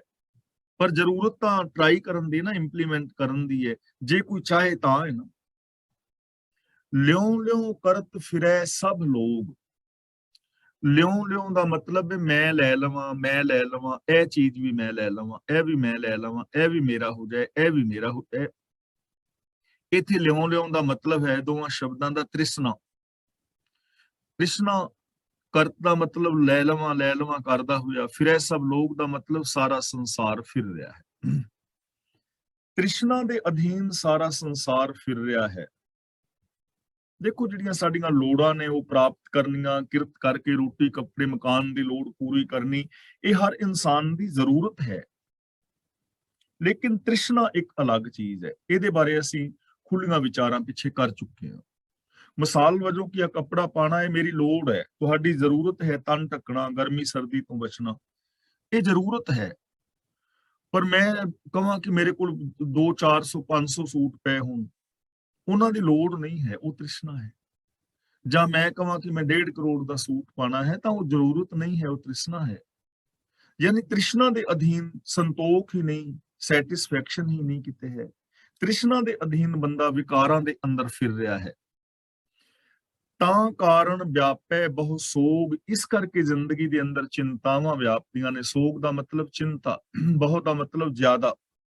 ਇਸ ਕਰਕੇ ਬੰਦੇ ਨੂੰ ਬੜਾ ਫਿਕਰ ਔਰ ਬੜੀਆਂ ਚਿੰਤਾਵਾਂ ਘੇਰ ਲੈਂਦੀਆਂ ਨੇ ਵੱਧ ਦੇ ਚੱਕਰ ਦੇ ਅੰਦਰ। ਨਹੀਂ ਤਾਂ ਲੋੜਾਂ ਤਾਂ ਆਮ ਬੰਦੇ ਦੀਆਂ ਪੂਰੀਆਂ ਹੋਈ ਜਾਂਦੀਆਂ ਨੇ। ਰੋਟੀ, ਕੱਪੜੇ, ਮਕਾਨ ਦੀ ਲੋੜ ਜਿਹੜੀ ਹੈ, ਥੋੜੀ ਜਿਹੀ ਮਿਹਨਤ ਕਰਕੇ ਬੰਦਾ ਪੂਰੀ ਕਰ ਲੈਂਦਾ ਹੈ। ਜਿਹੜੀਆਂ ਲੋੜਾਂ ਨੇ ਉਹ ਆਮ ਬੰਦੇ ਦੀਆਂ ਪੂਰੀਆਂ ਹੋ ਜਾਂਦੀਆਂ ਨੇ, ਪਰ ਜਿਹੜੀਆਂ ਤ੍ਰਿਸ਼ਨਾਵਾਂ ਨੇ ਉਹ ਕਦੇ ਵੱਡਿਆਂ ਦੀਆਂ ਵੀ ਨਹੀਂ ਮੁੱਕਦੀਆਂ। ਤ੍ਰਿਸ਼ਨਾ ਕਦੇ ਕਿਸੇ ਦੀ ਪੂਰੀ ਨਹੀਂ ਹੁੰਦੀ। ਲੋੜਾਂ ਆਮ ਬੰਦੇ ਦੀਆਂ ਪੂਰੀਆਂ ਹੋ ਜਾਂਦੀਆਂ ਨੇ, ਤੇ ਜੋ ਚਿੰਤਾ ਜਾਂ ਗਮ ਹੈ ਉਹ ਲੋੜਾਂ ਕਰਕੇ ਨਹੀਂ ਹੈ, ਉਹ ਆਸਾਵਾਂ ਔਰ ਤ੍ਰਿਸ਼ਨਾਵਾਂ ਕਰਕੇ ਹੈ। ਜਦੋਂ ਬੰਦੇ ਦੀ ਜ਼ਿੰਦਗੀ ਵਿੱਚ ਵਿਕਾਰਾਂ ਦੀਆਂ ਤ੍ਰਿਸ਼ਨਾਵਾਂ ਆ ਜਾਣ, ਪਾਪ ਵਿਕਾਰਾਂ ਦੀਆਂ ਲਹਿਰਾਂ ਪੈਦਾ ਹੋ ਜਾਣ, ਉਦੋਂ ਫਿਰ ਚਿੰਤਾ ਔਰ ਫਿਕਰ ਬੰਦੇ ਨੂੰ ਆ ਘੇਰਦੇ ਨੇ। ਲਖਮੀ ਬਰਸਿਓ ਜੋ ਲਿਓ ਲਾਵੇ, ਇੱਥੇ ਲਿਓ ਦਾ ਮਤਲਬ ਹੈ ਲਗਨ। ਲਖਮੀ, ਲਖਮੀ ਵਰ ਦਾ ਮਤਲਬ ਲక్ష్ਮੀ ਦਾ ਪਤੀ, ਮਾਇਆ ਦਾ ਪਤੀ ਯਾਨੀ ਰੱਬ। ਜੇ ਕੋਈ ਪ੍ਰਭੂ ਦੇ ਨਾਲ ਆਪਣੀ ਲਗਨ ਲਾ ਲਵੇ, ਜੇ ਬੰਦਾ ਪ੍ਰਭੂ ਦੇ ਨਾਲ ਲਗਨ ਲਾ ਲੈ, ਹੁਣ ਤ੍ਰਿਸ਼ਨਾ ਤੋਂ, ਸੋਗ ਤੋਂ, ਚਿੰਤਾ ਤੋਂ ਬਚਣ ਦਾ ਸਾਧਨ ਦੱਸ ਰਹੇ ਨੇ ਕਿ ਜੇ ਕੋਈ ਬੰਦਾ ਰੱਬ ਦੇ ਨਾਲ, ਰੱਬੀ ਗੁਣਾਂ ਦੇ ਨਾਲ ਆਪਣੀ ਲਗਨ ਲਗਾ ਲੈ, ਰੱਬੀ ਹੁਕਮ ਵਿੱਚ ਤੁਰਨਾ ਸ਼ੁਰੂ ਕਰ ਦੇਵੇ, ਸੋਗ ਮਿਟੈ ਸਭ ਹੀ ਸੁਖ ਪਾਵੇ, ਉਹਦੀ ਜ਼ਿੰਦਗੀ ਚੋਂ ਫਿਕਰ ਮੁੱਕ ਜਾਂਦਾ ਹੈ ਔਰ ਉਹ ਸਾਰੇ ਸੁੱਖ ਹਾਸਲ ਕਰ ਲੈਂਦਾ ਹੈ। ਉਹਨੂੰ ਫਿਰ ਸਾਰੇ ਸੁੱਖ ਮਿਲ ਜਾਂਦੇ ਨੇ, ਉਹਦੀ ਜ਼ਿੰਦਗੀ ਚੋਂ ਚਿੰਤਾਵਾਂ ਮਿਟ ਜਾਂਦੀਆਂ ਨੇ। ਕਿਹਦੀ ਜ਼ਿੰਦਗੀ ਚੋਂ? ਲਖਮੀ ਬਰਸੋਂ ਜੋ ਲਿਓ ਲਾਵੇ, ਜੇ ਕੋਈ ਪ੍ਰਭੂ ਦੇ ਨਾਲ ਲਗਨ ਲਾ ਲੈ, ਯਾਨੀ ਰੱਬੀ ਰਜ਼ਾ ਦੇ ਵਿੱਚ ਤੁਰੇ, ਸਿਸਟਮ ਦੇ ਅੰਦਰ ਜ਼ਿੰਦਗੀ ਜੀਵੇ, ਰੱਬੀ ਗੁਣਾਂ ਦੇ ਨਾਲ ਲਗਨ ਲਾ ਲਵੇ, ਸਤ ਸੰਤੋਖ ਦਇਆ ਧਰਮ ਦੇ ਵਿੱਚ ਲਗਨ ਲੱਗ ਜਾਏ, ਤਾਂ ਸਾਰਾ ਸੋਗ ਮਿਟ ਜਾਏਗਾ ਔਰ ਸਾਰੇ ਸੁੱਖ ਮਿਲ ਜਾਣਗੇ। ਸਰੀਰਕ, ਮਾਨਸਿਕ, ਬੌਧਿਕ, ਆਤਮਕ, ਪਰਿਵਾਰਕ, ਵਿਵਹਾਰਕ ਤੌਰ ਤੇ ਬੰਦਾ ਸੁਖੀ ਔਰ ਸ਼ਾਂਤ ਹੋ ਜਾਏਗਾ। ਖੱਖਾ ਖਿਰਤ ਖਪਤ ਗਏ ਕੀਤੇ। ਖਿਰਤ ਦਾ ਮਤਲਬ ਹੁੰਦਾ ਹੈ ਖਿਰਨਾ, ਨਾਸ ਹੋਣਾ। ਜਿਵੇਂ ਅਸੀਂ ਚੀਜ਼ ਕਹਿੰਦੇ ਵੀ ਆ ਕੰਧ ਤੇ ਕਲਰ ਵਾਲੀ ਹੈ ਤੇ ਖੁਰਦੀ ਜਾਂਦੀ ਹੈ, ਉਹਨੂੰ ਕਹਿੰਦੇ ਨੇ ਖਿਰਨਾ, ਨਾਸ ਹੋਣਾ ਹੌਲੇ ਹੌਲੇ। ਖਪਤ ਦਾ ਮਤਲਬ ਖਪਦੇ ਆ। ਖਿਰਤ ਖਪਤ ਗਏ ਕੀਤੇ ਦਾ ਮਤਲਬ ਕਈ ਸਾਰੇ ਦੁਨੀਆ ਖਤਮ ਹੋ ਗਈ, ਯਾਨੀ ਮਰਦਿਆਂ ਖਪਦਿਆਂ ਅਨੇਕਾਂ ਲੋਕ ਖਤਮ ਹੋ ਗਏ, ਆਤਮਕ ਮੌਤ ਤੇ ਮਰ ਗਏ। ਖਿਰਦਿਆਂ ਖਿਰਦਿਆਂ, ਖਪਤ ਹੁੰਦਿਆਂ ਹੁੰਦਿਆਂ ਕਈ ਲੋਕ ਮਰ ਗਏ। ਰੋਜ਼ ਥੋੜੀ ਥੋੜੀ ਇਨਸਾਨੀਅਤ ਬੰਦੇ ਚੋਂ ਮਰਦੀ ਜਾਂਦੀ ਹੈ ਨਾ। ਥੋੜਾ ਜਿਹਾ ਝੂਠ ਬੋਲਿਆ, ਇੰਨੀ ਕਿ ਇਨਸਾਨੀਅਤ ਮਰ ਗਈ, ਫਿਰ ਲੋਭ ਕੀਤਾ, ਇਨਸਾਨੀਅਤ ਮਰ ਗਈ। ਤਾਂ ਮਰਦਿਆਂ ਮਰਦਿਆਂ ਕਿੰਨੇ ਲੋਕ ਮਰੀ ਜਾਂਦੇ ਨੇ ਨਾ, ਆਪਣੀ ਮਨੁੱਖਾ ਜ਼ਿੰਦਗੀ ਨੂੰ ਬਰਬਾਦ ਕਰੀ ਜਾਂਦੇ ਨੇ। ਖਿਰਤ ਖਪਤ ਅਜਹੂ ਨਹਿ ਚੇਤੇ, ਅਨੇਕਾਂ ਲੋਕ ਆਤਮਕ ਮੌਤ ਤੇ ਮਰ ਗਏ ਨੇ, ਦੁੱਖ ਮੁਸੀਬਤਾਂ ਸਹਿੜ ਬੈਠੇ ਨੇ, ਚਿੰਤਾਵਾਂ ਦੇ ਵਿੱਚ ਪੈ ਗਏ ਨੇ। ਲੇਕਿਨ ਇਸ ਗੇੜ ਦੇ ਅੰਦਰ ਪਏ ਹੋਏ ਖਿਰਤ ਖਪਤ, ਖਪਦਿਆਂ ਖਪਦਿਆਂ ਅਜਹੂ ਨਹਿ ਚੇਤੇ, ਹਾਲੀ ਵੀ ਇਹ ਚੇਤਦਾ ਨਹੀਂ, ਰੱਬੀ ਗੁਣਾਂ ਨੂੰ ਯਾਦ ਨਹੀਂ ਕਰਦਾ, ਰੱਬੀ ਗੁਣਾਂ ਦੇ ਨਾਲ ਸਾਂਝ ਨਹੀਂ ਪਾਉਂਦਾ।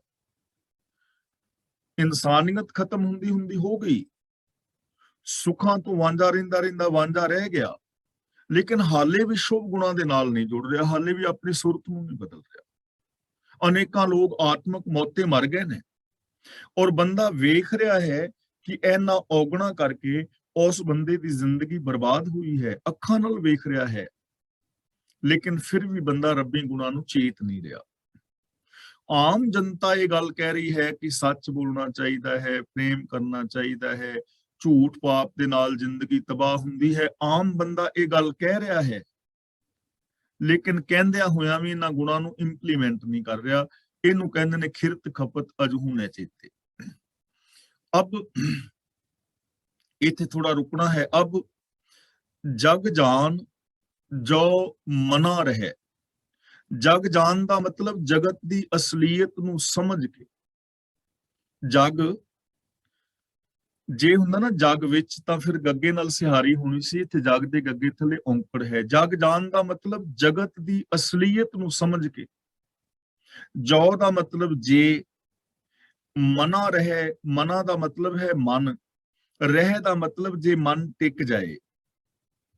ਜੇਕਰ ਹੁਣ ਵੀ ਜਗਤ ਦੀ ਅਸਲੀਅਤ ਨੂੰ ਸਮਝ ਕੇ ਮਨ ਟਿਕ ਜਾਏ, ਕੋਈ ਬੰਦਾ ਆਪਣੇ ਮਨ ਨੂੰ ਟਿਕਾ ਲੈ, ਦੁਨੀਆ ਦੀ ਅਸਲੀਅਤ ਨੂੰ ਵੇਖ ਕੇ। ਦੇਖੋ ਅਸਲੀਅਤ ਤੇ ਸਾਡੇ ਸਾਹਮਣੇ ਹੈ ਨਾ, ਕਿ ਜੇ ਕਿਸੇ ਗੁਆਂਢੀ ਦੀ ਤਲਾਕ ਹੋ ਗਈ ਕਿਸੇ ਕਾਰਨ ਕਰਕੇ, ਤੇ ਅਸਲੀਅਤ ਦਾ ਪਤਾ ਹੈ ਕਿ ਇਸ ਕਰਕੇ ਹੋਈ ਹੈ। ਜੇ ਕਿਸੇ ਰਿਸ਼ਤੇਦਾਰ ਦੇ ਵਿੱਚ, ਘਰ ਦੇ ਵਿੱਚ ਕਲੇਸ਼ ਹੈ, ਤੇ ਅਸਲੀਅਤ ਦਾ ਪਤਾ ਹੈ ਕਿ ਉਹ ਅਸਲੀਅਤ ਇਸ ਕਰਕੇ ਹੋਈ ਹੈ। ਜੇ ਸਾਡੇ ਸਮਾਜ ਅੰਦਰ ਦੁੱਖ ਸ਼ਾਂਤੀ ਹੈ, ਤੇ ਅਸਲੀਅਤ ਦਾ ਪਤਾ ਹੈ ਨਾ ਕਿ ਰਿਸ਼ਵਤਖੋਰੀ, ਚੋਰ ਬਜ਼ਾਰੀ, 2 ਨੰਬਰ ਦੇ ਧੰਦਿਆਂ ਕਰਕੇ ਇਹ ਸਾਰੀਆਂ ਪ੍ਰੋਬਲਮਸ ਨੇ। ਅਸਲੀਅਤ ਦਾ ਪਤਾ ਹੈ ਨਾ, ਆਪਣੀ ਅਸਲੀਅਤ ਦਾ ਵੀ ਪਤਾ ਹੈ ਕਿ ਮੈਂ ਇੱਥੇ ਝੂਠ ਬੋਲਦਾ ਜਾਂ ਈਰਖਾ ਕਰਦਾ। ਜੇ ਇਸ ਅਸਲੀਅਤ ਨੂੰ ਸਮਝ ਕੇ ਮਨਾ ਰਹਿ ਦਾ ਮਤਲਬ ਮਨ ਟਿਕ ਜਾਏ, ਮਨ ਨੂੰ ਗੁਣਾਂ ਦੇ ਨਾਲ ਬੰਦਾ ਜੋੜ ਲਵੇ, ਸੱਚ ਦੇ ਨਾਲ ਟਿਕ ਜਾਏ। ਜਹ ਕਾ ਵਿਛੁਰਾ ਤਹ ਥਿਰ ਲਹਿ। ਥਿਰ ਦਾ ਮਤਲਬ ਥਿਰਤਾ, ਟਿਕਾਵ। ਜਹ ਕਾ ਵਿਛੜਾ, ਜਹ ਦਾ ਮਤਲਬ ਜਿਸ ਪ੍ਰਭੂ ਤੋਂ ਵਿਛੜਿਆ ਹੈ, ਤਾਂ ਜਿੱਥੋਂ ਇਹ ਵਿਛੜਿਆ ਹੈ ਉਹਦੇ ਅੰਦਰ ਇਹਨੂੰ ਥਿਰਤਾ ਮਿਲ ਜਾਏਗੀ, ਟਿਕਾਵ ਮਿਲ ਜਾਏਗਾ, ਫਿਰ ਇਹ ਉਹਦੇ ਵਿੱਚ ਮਿਲ ਸਕਦਾ ਹੈ। ਜੇ ਜਗਤ ਦੀ ਅਸਲੀਅਤ ਨੂੰ ਸਮਝ ਕੇ ਆਪਣੇ ਮਨ ਨੂੰ ਬੰਦਾ ਰੱਬੀ ਗੁਣਾਂ ਦੇ ਵਿੱਚ ਟਿਕਾ ਲੈ, ਤਾਂ ਫਿਰ ਜਿਸ ਰੱਬ ਨਾਲੋਂ ਵਿਛੜਿਆ ਹੈ ਇਹ ਉਹਦੇ ਵਿੱਚ ਹੀ ਮਿਲ ਜਾਏਗਾ। ਮਨ ਸੱਚ ਨਾਲੋਂ ਟੁੱਟਿਆ ਹੋਇਆ ਹੈ ਤਾਂ ਸੱਚ ਵਿੱਚ ਮਿਲ ਜਾਏਗਾ, ਮਿਲ ਸਕਦਾ ਹੈ। ਮਨ ਜਿਹੜਾ ਹੈ ਨਿਮਰਤਾ ਨਾਲੋਂ ਟੁੱਟਿਆ ਹੈ ਤਾਂ ਨਿਮਰਤਾ ਵਿੱਚ ਲੀਨ ਹੋ ਜਾਏਗਾ, ਰੱਬ ਵਰਗਾ ਹੋ ਜਾਏਗਾ। 52 ਅੱਖਰ ਜੋੜੇ ਆਨ, ਆਨ ਦਾ ਮਤਲਬ ਇਕੱਠੇ ਜੋੜ ਦਿੱਤੇ, ਜੋੜੇ ਆਨ ਦਾ ਮਤਲਬ ਲਿਆ ਕੇ ਜੋੜ ਦਿੱਤੇ। 52 ਦਾ ਮਤਲਬ 52 ਜੋ ਲਿਪੀਆਂ ਦੇ ਅਕਸ਼ਰ ਨੇ। ਜੋੜੇ ਆਨ ਦਾ ਮਤਲਬ ਜੋੜ ਜੋੜ ਕੇ, ਅਕਸ਼ਰ ਜੋੜ ਕੇ ਕਿਤਾਬਾਂ, ਗ੍ਰੰਥ ਲਿਖ ਦਿੱਤੇ। ਜਗਤ ਨੇ 52 ਅੱਖਰ ਵਰਤ ਕੇ, ਲਿਪੀਆਂ ਦੇ ਅੱਖਰ ਵਰਤ ਕੇ ਪੁਸਤਕਾਂ ਲਿਖ ਦਿੱਤੀਆਂ ਔਰ ਸਭ ਕੁਝ ਲਿਆ ਕੇ ਜੋੜ ਦਿੱਤਾ। ਇਹਨਾਂ ਅੱਖਰਾਂ ਰਾਹੀਂ ਬਹੁਤ ਕੁਝ ਬਿਆਨ ਕੀਤਾ, ਰਾਜਨੀਤੀ ਬਾਰੇ, ਸਾਇੰਸ ਬਾਰੇ, ਧਰਮ ਬਾਰੇ, ਸਮਾਜ ਬਾਰੇ, ਭੌਤਿਕ ਵਿਗਿਆਨ ਬਾਰੇ, ਰਸਾਇਣ ਵਿਗਿਆਨ ਬਾਰੇ, ਮਨ ਬਾਰੇ, ਕੁਦਰਤ ਬਾਰੇ, ਪਸ਼ੂ ਪੰਛੀਆਂ ਬਾਰੇ ਕਿੰਨਾ ਲਿਟਰੇਚਰ ਲਿਖਿਆ ਹੈ ਨਾ। ਤੇ ਉਹ ਸਾਰਾ ਉਹਨਾਂ ਅਕਸ਼ਰਾਂ ਨੂੰ ਜੋੜ ਕੇ ਲਿਖਿਆ ਹੈ। ਮਤਲਬ ਜੋੜ ਕੇ ਦਾ ਮਤਲਬ ਵਰਤ ਕੇ। ਜੋ ਲਿਪੀਆਂ ਦੇ ਅਕਸ਼ਰ ਨੇ ਉਹਨਾਂ ਨੂੰ ਵਰਤ ਕੇ ਬੰਦੇ ਨੇ ਬਹੁਤ ਵੱਡਾ ਖਜ਼ਾਨਾ ਤਿਆਰ ਕਰ ਲਿਆ, ਬਹੁਤ ਕੁਝ ਲਿਖ ਦਿੱਤਾ, ਲਿਟਰੇਚਰ ਲਿਖ ਦਿੱਤਾ, ਧਰਮ ਗ੍ਰੰਥ ਲਿਖ ਦਿੱਤੇ। ਸਕਿਆ ਨਾ ਅੱਖਰ ਏਕ ਪਛਾਨ, ਅੱਖਰ ਏਕ ਦਾ ਮਤਲਬ ਇੱਕ ਪ੍ਰਭੂ ਜੋ ਨਾਸ਼ ਰਹਿਤ ਹੈ। ਉਹ ਜਿਹੜਾ ਅੱਖਰ ਹੈ ਇੱਕ ਜੋ ਨਾਸ਼ ਰਹਿਤ ਹੈ, ਉਹਨੂੰ ਨਾ ਪਛਾਣ ਸਕਿਆ, ਉਹਦੇ ਨਾਲ ਪਛਾਣ ਨਾ ਬਣਾਈ, ਰੱਬੀ ਗੁਣਾਂ ਨਾਲ ਨਾ ਜੁੜਿਆ। ਔਰ ਜਿਹੜਾ ਇੱਕ ਅਟਲ ਸਿਸਟਮ ਹੈ, ਜੇ ਉਹਨੂੰ ਨਾ ਪਛਾਣਿਆ, ਇੱਕ ਦੇ ਨਾਲ ਜਾਣ ਪਛਾਣ ਨਾ ਬਣਾਈ, ਇਹ ਚੀਜ਼ ਨੂੰ ਪਛਾਣਿਆ ਹੀ ਨਹੀਂ ਕਿ ਇਹ ਸਾਰਾ ਸੰਸਾਰ ਇੱਕ ਹੈ, ਇਹ ਚੀਜ਼ ਨੂੰ ਪਛਾਣਿਆ ਹੀ ਨਹੀਂ ਕਿ ਹਰ ਇੱਕ ਦੇ ਅੰਦਰ ਇੱਕੋ ਜਿਹੀਆਂ ਭਾਵਨਾਵਾਂ ਨੇ, ਇਹ ਚੀਜ਼ ਨੂੰ ਪਹਿਚਾਣੇ ਨਹੀਂ ਕਿ ਮੇਰੇ ਵਰਗੇ ਹੀ ਇਨਸਾਨ ਦੂਜੇ ਨੇ, ਦੂਜੇ ਇਨਸਾਨਾਂ ਵਰਗਾ ਹੀ ਮੈਂ ਹਾਂ, ਅੰਦਰੋਂ ਬਾਹਰੋਂ ਇੱਕ ਹੋਇਆ ਹੀ ਨਹੀਂ, ਹਰ ਇੱਕ ਦੇ ਨਾਲ ਇੱਕ ਵਰਗਾ ਵਿਹਾਰ ਕੀਤਾ ਹੀ ਨਹੀਂ, ਉਸ ਇੱਕ ਨੂੰ ਨਹੀਂ ਪਛਾਣ ਸਕਿਆ ਕਿ ਇੱਕ ਪਸਰਿਆ ਹੋਇਆ ਹੈ, ਇੱਕ ਹੁਕਮ, ਇੱਕ ਸਿਸਟਮ ਇਸ ਸੰਸਾਰ ਵਿੱਚ ਚੱਲ ਰਿਹਾ ਹੈ, ਉਹਦੀ ਪਹਿਚਾਣ ਨਹੀਂ ਕੀਤੀ। ਉਹਦੇ ਬਾਰੇ ਲਿਖਿਆ ਬਹੁਤ ਕੁਝ, ਬੜਾ ਲੰਬਾ ਚੌੜਾ ਲਿਟਰੇਚਰ ਹੈ। ਕਈ ਮਤਲਬ ਜੇ ਪੜ੍ਹਨਾ ਚਾਹੇ ਤੇ ਇੱਕ ਜਨਮ ਵਿੱਚ ਕੀ ਪੜ੍ਹਿਆ ਹੀ ਨਹੀਂ ਜਾ ਸਕਦਾ, ਇੰਨਾ ਕੁ ਲਿਟਰੇਚਰ ਲਿਖਿਆ ਪਿਆ ਹੈ। ਚਾਹੇ ਉਹ ਸਾਇੰਸ ਦੇ ਵਿੱਚ ਹੈ ਜਾਂ ਸਮਾਜ ਵਿਗਿਆਨ ਬਾਰੇ ਹੈ, ਧਰਮ ਬਾਰੇ ਹੈ, ਮਨੁੱਖਤਾ ਬਾਰੇ, ਪਸ਼ੂ ਪੰਛੀਆਂ ਬਾਰੇ, ਜਾਂ ਆਮ ਜਨਰਲ ਨੌਲੇਜ ਦੀਆਂ ਪੁਸਤਕਾਂ ਨੇ। ਜੇ ਸਾਰਾ ਲਿਟਰੇਚਰ ਇਕੱਠਿਆ ਕਰੀਏ ਤੇ ਕਿੰਨਾ ਕੁ ਲਿਟਰੇਚਰ ਹੋ ਜਾਏਗਾ, ਉਹਦਾ ਕੋਈ ਅੰਤ ਪਾ ਸਕਦੇ ਆ। ਇੰਨਾ ਕੁਛ ਲਿਖਿਆ ਹੈ, ਲੇਕਿਨ ਉਸ ਇੱਕ ਨੂੰ ਨਹੀਂ ਪਛਾਣ ਪਾਇਆ, ਇੱਕ ਦੇ ਨਾਲ ਸਾਂਝ ਨਹੀਂ ਬੰਦਾ ਪਾ ਸਕਿਆ, ਅੰਦਰੋਂ ਬਾਹਰੋਂ ਇੱਕ ਨਹੀਂ ਹੋ ਸਕਿਆ, ਹਰ ਇੱਕ ਦੇ ਨਾਲ ਇੱਕੋ ਜੈਸਾ ਵਿਹਾਰ ਨਹੀਂ ਕਰ ਸਕਿਆ, ਉਹਦੀ ਪਛਾਣ ਨਹੀਂ ਹੋਈ, ਉਹਦੇ ਨਾਲ ਸਾਂਝ ਨਹੀਂ ਪਾਈ। ਸਤ ਕਾ ਸ਼ਬਦ ਕਬੀਰਾ ਕਹੈ, ਸਤ ਕਾ ਸ਼ਬਦ ਪ੍ਰਭੂ ਦੀ ਸਿਫਤ ਸਲਾਹ, ਸੱਚਾਈ। ਕਬੀਰ ਜੀ ਕਹਿੰਦੇ ਨੇ, ਮੈਂ ਸੱਚਾ ਸ਼ਬਦ ਕਹਿੰਦਾ ਹਾਂ, ਸੱਚਾ ਵਚਨ ਕਹਿੰਦਾ ਹਾਂ, ਮੈਂ ਸੱਚ ਦੀ ਗੱਲ ਕਰਦਾ ਹਾਂ, ਪ੍ਰਭੂ ਦੀ ਸਿਫਤ ਸਲਾਹ ਕਰਦਾ ਹਾਂ, ਇੱਕ ਦੀ ਗੱਲ ਕਰਦਾ ਹਾਂ, ਸੱਚੇ ਹੁਕਮ ਦੀ ਗੱਲ ਕਰਦਾ ਹਾਂ, ਸੱਚੀ ਗੱਲ ਕਹਿ ਰਿਹਾ ਹਾਂ। ਤੇ ਸੱਚਾ ਸ਼ਬਦ, ਸੱਚਾ ਬੋਲ ਕਿਹੜਾ ਹੈ? ਪੰਡਿਤ ਹੋਏ ਸੋ ਅਨਪੈ ਰਹੇ। ਪੰਡਿਤ ਹੋਏ, ਜੋ ਵਿਦਵਾਨ ਹੈ, ਪੰਡਿਤ ਹੈ, ਉਹ ਕੌਣ ਹੈ? ਅਨਪੈ ਰਹੇ। ਅਨਪੈ ਦਾ ਮਤਲਬ ਅਨੁਭਵ, ਗਿਆਨ ਦੀ ਅਵਸਥਾ ਵਿੱਚ ਟਿਕਿਆ ਰਹਿੰਦਾ ਹੈ। ਉਹ ਨਿਡਰ ਦੀ ਅਵਸਥਾ ਵਿੱਚ ਰਹਿੰਦਾ ਹੈ, ਉਹ ਡਰ ਤੋਂ ਅਲੱਗ ਰਹਿੰਦਾ ਹੈ। ਪੈ ਕਾਹੂ ਕੋ ਦੇਤ ਨਹਿ, ਨਹਿ ਪੈਮਾਨਤ ਆਨ, ਕਹੋ ਨਾਨਕ ਸੁਨ ਰੇ ਮਨਾ, ਗਿਆਨੀ ਤਾਹੇ ਬਖਾਨ। ਅਨਪੈ ਦਾ ਮਤਲਬ ਗਿਆਨ ਦੀ ਅਵਸਥਾ ਵਿੱਚ ਰਹਿੰਦਾ ਹੈ। ਤੇ ਗਿਆਨੀ ਉਹ ਹੈ ਜਿਹੜਾ ਨਾ ਡਰਦਾ ਹੈ, ਨਾ ਡਰਾਉਂਦਾ ਹੈ, ਨਾ ਜ਼ੁਲਮ ਕਰਦਾ ਹੈ, ਨਾ ਜ਼ੁਲਮ ਸਹਾਰਦਾ ਹੈ, ਜੀਓ ਔਰ ਜੀਣ ਦਿਓ ਦੇ ਸਿਧਾਂਤ ਦੀ ਪਾਲਣਾ ਕਰਦਾ ਹੈ, ਜਿਹਦੇ ਅਨੁਭਵ ਦੇ ਅੰਦਰ ਹਮੇਸ਼ਾ ਗਿਆਨ ਹੈ, ਸੱਚ ਹੈ। ਉਹ ਅਸਲੀ ਪੰਡਿਤ ਹੈ, ਜਿਹੜਾ ਗਿਆਨ ਦੀ ਅਵਸਥਾ ਵਿੱਚ ਵਿਚਰਦਾ ਹੈ, ਭਲੇ ਔਰ ਬੁਰੇ ਦੀ ਪਹਿਚਾਨ ਕਰਦਾ ਹੈ, ਔਰ ਬੁਰੇ ਨੂੰ ਛੱਡ ਦਿੰਦਾ ਹੈ, ਚੰਗੇ ਨੂੰ ਅਪਣਾ ਲੈਂਦਾ ਹੈ। ਅਸਲੀ ਪੰਡਿਤ ਉਹ ਹੈ। ਪਰ ਜਿਹੜੇ ਆਮ ਪੰਡਿਤ ਨੇ, ਉਹਨਾਂ ਨੇ ਕੀ ਕੀਤਾ? ਭੁੱਲ ਕਿੱਥੇ ਹੋਈ ਹੈ? ਪੰਡਿਤ ਲੋਗਹਿ ਕੋ ਵਿਵਹਾਰ।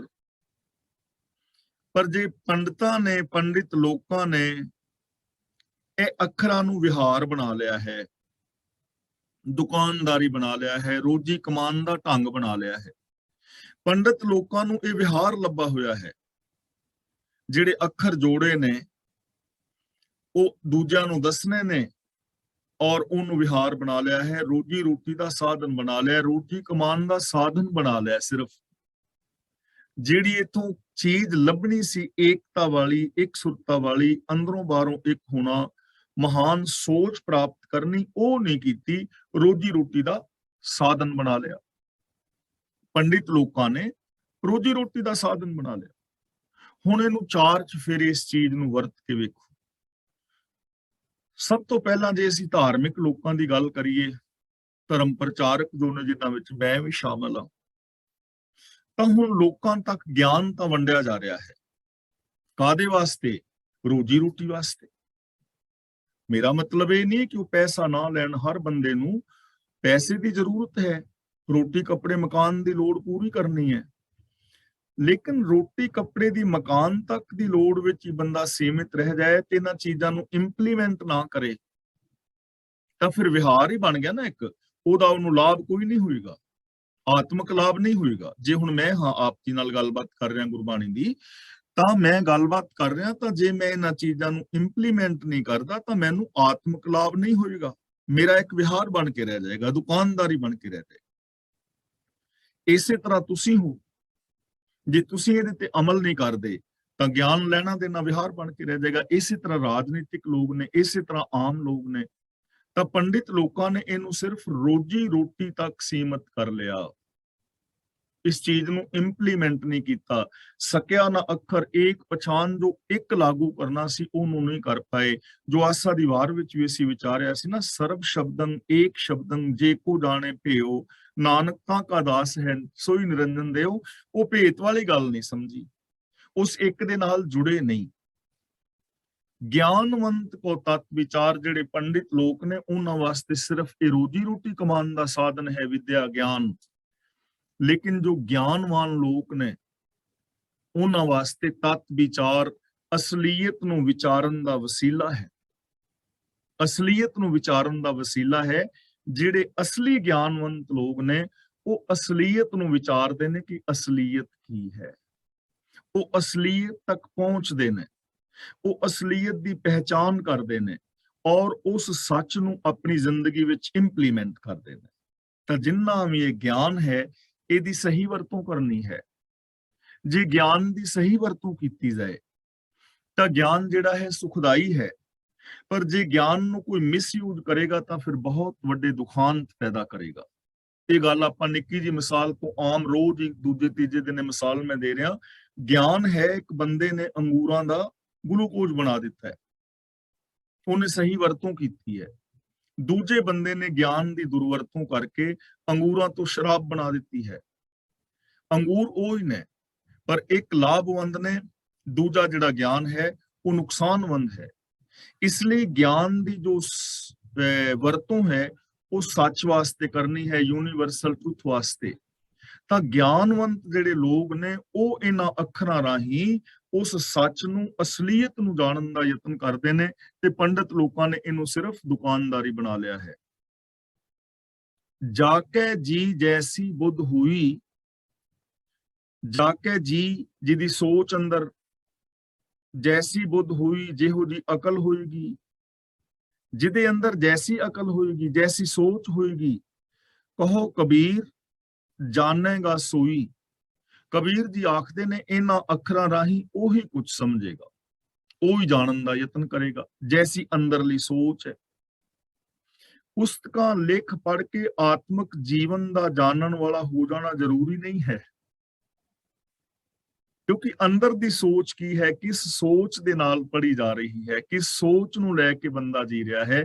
ਜੈਸੀ ਸੋਚ ਹੋਏਗੀ ਉਹੋ ਜਿਹਾ ਕੁਛ ਹੀ ਪ੍ਰਗਟ ਹੋ ਜਾਏਗਾ। ਜੈਸੀ ਇਨਪੁਟ ਦੋਗੇ ਵੈਸੀ ਆਊਟਪੁੱਟ ਆਏਗੀ। ਇਸ ਲਈ ਗੱਲ ਹੈ ਸੋਚ ਨੂੰ ਚੇਂਜ ਕਰਨ ਦੀ। ਤੇ ਜਿਵੇਂ ਆਪਾਂ ਹਰ ਕਲਾਸ ਦੇ ਵਿੱਚ ਇਹ ਚੀਜ਼ ਵਿਚਾਰ ਰਹੇ ਹਾਂ ਕਿ ਗੁਰਬਾਣੀ ਸਾਡੀ ਸੋਚ ਨੂੰ ਚੇਂਜ ਕਰਦੀ ਹੈ। ਗੁਰਬਾਣੀ ਸਾਨੂੰ ਆਪਣੀ ਸੋਚ ਨੂੰ ਚੇਂਜ ਕਰਨ ਦਾ ਹੁਕਮ ਕਰਦੀ ਹੈ, ਆਪਣੀ ਸੋਚ ਨੂੰ ਵਿਸ਼ਾਲ ਕਰਨਾ ਹੈ। ਜੇ ਸੋਚ ਨਹੀਂ ਬਦਲੀ ਤਾਂ ਫਿਰ ਗਿਆਨ ਜਿੰਨਾ ਮਰਜ਼ੀ ਹੋਵੇ, ਉਸ ਗਿਆਨ ਦੀ ਬੰਦਾ ਮਿਸਯੂਜ਼ ਕਰੇਗਾ। ਅੱਜ ਕਿੰਨੇ ਲੋਕ ਨੇ ਜਿਨ੍ਹਾਂ ਦੇ ਕੋਲ ਮਾਸਟਰ ਡਿਗਰੀਆਂ ਨੇ, ਅੱਜ ਦੇ ਯੁੱਗ ਜਿੰਨੀ ਪੜ੍ਹਾਈ ਔਰ ਗਿਆਨ ਤੇ ਪਿਛਲੇ ਯੁੱਗਾਂ ਵਿੱਚ ਨਹੀਂ ਰਿਹਾ। ਅੱਜ ਤਾਂ ਚਾਹੀਦਾ ਸੀ ਕਿ ਸੰਸਾਰ ਬਿਲਕੁਲ ਸਵਰਗ ਹੁੰਦਾ ਜਿੰਨਾ ਗਿਆਨ ਹੈ ਲੋਕਾਂ ਕੋਲ। ਅੱਜ ਤਾਂ ਅਸੀਂ ਆਪਣੇ ਗਿਆਨ ਨੂੰ, ਆਪਣੀਆਂ ਭਾਵਨਾਵਾਂ ਨੂੰ ਦੂਜੇ ਤੱਕ ਬੋਲ ਕੇ WhatsApp, Facebook ਤੇ ਹੋਰ ਸੋਸ਼ਲ ਮੀਡੀਆ ਰਾਹੀਂ, ਈਮੇਲ ਰਾਹੀਂ ਇੱਕ ਪਲ ਦੇ ਅੰਦਰ ਪਹੁੰਚਾ ਦਿੰਦੇ ਹਾਂ। ਅੱਜ ਤਾਂ ਹਰ ਘਟਨਾ ਨੂੰ ਅਸੀਂ ਲਾਈਵ ਕਰਕੇ ਲੋਕਾਂ ਤੱਕ ਪਹੁੰਚਾ ਸਕਦੇ ਹਾਂ, ਪਹੁੰਚ ਰਹੀਆਂ ਨੇ ਚੀਜ਼ਾਂ। ਇੰਨਾ ਸਾਧਨ ਹੁੰਦਿਆਂ ਹੋਇਆਂ ਵੀ ਇਨਸਾਨੀਅਤ ਕਿਤੇ ਲੱਭਣ ਨੂੰ ਨਹੀਂ ਮਿਲਦੀ ਪਈ, ਕਿਉਂਕਿ ਅੰਦਰ ਐਸੀ ਸੋਚ ਨਹੀਂ ਹੈ। ਇਸੇ ਨੂੰ ਕਹਿੰਦੇ ਨੇ ਜੋ ਮੰਗੈ ਠਾਕੁਰ ਆਪਣੇ ਤੇ ਸੋਈ ਸੋਈ ਦੇਵੇ। ਜੈਸੀ ਸੋਚ ਹੋਏਗੀ ਵੈਸਾ ਹੀ ਕੁਝ ਪ੍ਰਗਟ ਹੋਏਗਾ। ਤਾਂ ਕਬੀਰ ਜੀ ਸਾਨੂੰ ਸਮਝਾ ਰਹੇ ਹਨ ਇਸ ਪਾਵਨ 52 ਅੱਖਰੀ ਰਾਹੀਂ ਕਿ ਅੱਖਰ ਬੜੇ ਕੀਮਤੀ ਨੇ। ਇਹਨਾਂ ਅੱਖਰਾਂ ਰਾਹੀਂ ਅਨੰਤ ਜਿਹੜਾ ਹੈ ਉਹ ਗਿਆਨ ਇਕੱਠਾ ਕੀਤਾ ਗਿਆ ਹੈ, ਬਹੁਤ ਕੁਝ ਲਿਖਿਆ ਪੜਿਆ ਗਿਆ ਹੈ। ਲੇਕਿਨ ਇਹਨਾਂ ਅੱਖਰਾਂ ਦਾ ਪੜਨ ਦਾ, ਗਿਆਨ ਹਾਸਲ ਕਰਨ ਦਾ ਮੇਨ ਮਕਸਦ ਇਹ ਹੋਣਾ ਚਾਹੀਦਾ ਹੈ ਕਿ ਬੰਦੇ ਦੀ ਸੋਚ ਅੰਦਰ ਵਿਸ਼ਾਲਤਾ ਆਏ, ਬੰਦੇ ਦੀ ਸੋਚ ਅੰਦਰੋਂ ਕਾਮ, ਕ੍ਰੋਧ, ਲੋਭ, ਅਹੰਕਾਰ, ਵਿਕਾਰ, ਪਾਪ ਖਤਮ ਹੋਣ। ਬੰਦੇ ਦੀ ਸੋਚ ਦੇ ਅੰਦਰ ਸਤ, ਸੰਤੋਖ, ਦਇਆ, ਧਰਮ, ਧੀਰਜ, ਗਿਆਨ ਪੈਦਾ ਹੋਵੇ। ਬੰਦੇ ਦੀ ਸੋਚ ਰੱਬ ਵਰਗੀ ਹੋ ਜਾਏ, ਬੰਦੇ ਦੀ ਸੋਚ ਅੰਦਰ ਇਕਸੁਰਤਾ ਆ ਜਾਏ, ਅਸਲੀਅਤ ਨੂੰ ਬੰਦਾ ਜਾਣ ਲਵੇ। ਇਹਨਾਂ ਅੱਖਰਾਂ ਦੇ ਪੜਨ ਦਾ ਮਕਸਦ ਇਹ ਹੋਣਾ ਚਾਹੀਦਾ ਹੈ। ਐਜੂਕੇਸ਼ਨ ਦੀ ਜੋ ਪਲੈਨਿੰਗ ਹੈ ਉਹ ਇਸ ਢੰਗ ਦੇ ਨਾਲ ਹੋਣੀ ਚਾਹੀਦੀ ਹੈ ਕਿ ਜੋ ਬੰਦਾ ਸਕੂਲ ਚੋਂ ਪੜ੍ਹ ਕੇ ਬਾਹਰ ਨਿਕਲੇ ਜਾਂ ਕਿਸੇ ਲਿਟਰੇਚਰ ਨੂੰ ਪੜ੍ਹੇ ਤਾਂ ਉਹਦਾ ਜਿਹੜਾ ਹੈ ਇਨਸਾਨੀਅਤ ਅੰਦਰ ਪੈਦਾ ਹੋਵੇ, ਉਹ ਇੱਕ ਨੂੰ ਸਾਰਿਆਂ ਦੇ ਅੰਦਰ ਵੇਖੇ। ਤਾਂ ਸਾਡਾ ਇਹ ਪੜ੍ਹਨਾ, ਸੁਣਨਾ, ਇਹਦਾ ਸਾਨੂੰ ਕੁਝ ਲਾਭ ਹੋ ਸਕਦਾ ਹੈ। ਔਰ ਇਹਨਾਂ ਅੱਖਰਾਂ ਦੀ ਗਿਆਨ ਦੀ ਵਰਤੋਂ ਇਸ ਵਾਸਤੇ ਸਾਨੂੰ ਕਰਨ ਦਾ ਯਤਨ ਕਰਨਾ ਚਾਹੀਦਾ ਹੈ ਜਿਸ ਕਰਕੇ ਸਾਰੇ ਦਾ ਸਾਰਾ ਸੰਸਾਰ ਬੇਗਮਪੁਰਾ ਹੋ ਜਾਏ। ਹਰ ਇਨਸਾਨ ਦੇ ਅੰਦਰ ਸਾਨੂੰ ਪ੍ਰਭੂ ਦੀ ਜੋਤ, ਉਹਦਾ ਨੂਰ, ਉਹਦਾ ਜ਼ਹੂਰ ਦਿਸੇ। ਔਰ ਇਹ ਪੋਸੀਬਿਲਿਟੀ ਹਰ ਇਨਸਾਨ ਦੇ ਅੰਦਰ ਮੌਜੂਦ ਹੈ। ਇਹ ਮੈਂ ਰੋਜ਼ ਬੇਨਤੀ ਕਰ ਰਿਹਾ ਹਾਂ, ਗੁਰਬਾਣੀ ਵਿੱਚ ਅਸੀਂ ਰੋਜ਼ ਇਹ ਪੜ੍ਹ ਰਹੇ ਹਾਂ, ਤਾਂ ਸਾਨੂੰ ਆਪਣੇ ਅੰਦਰੋਂ ਇਹਨਾਂ ਚੀਜ਼ਾਂ ਨੂੰ ਪ੍ਰਗਟ ਕਰਨ ਦੀ ਲੋੜ ਹੈ, ਆਪਣੀ ਸੋਚ ਨੂੰ ਵਿਸ਼ਾਲ ਕਰਨ ਦੀ ਲੋੜ ਹੈ। ਸਾਡੀ ਜ਼ਿੰਦਗੀ ਐਸੀ ਹੋ ਸਕਦੀ ਹੈ। ਤਾਂ ਅੱਜ ਦੀ ਵਿਚਾਰ ਇੱਥੇ ਸਮਾਪਤ ਕਰਦੇ ਹਾਂ ਜੀ।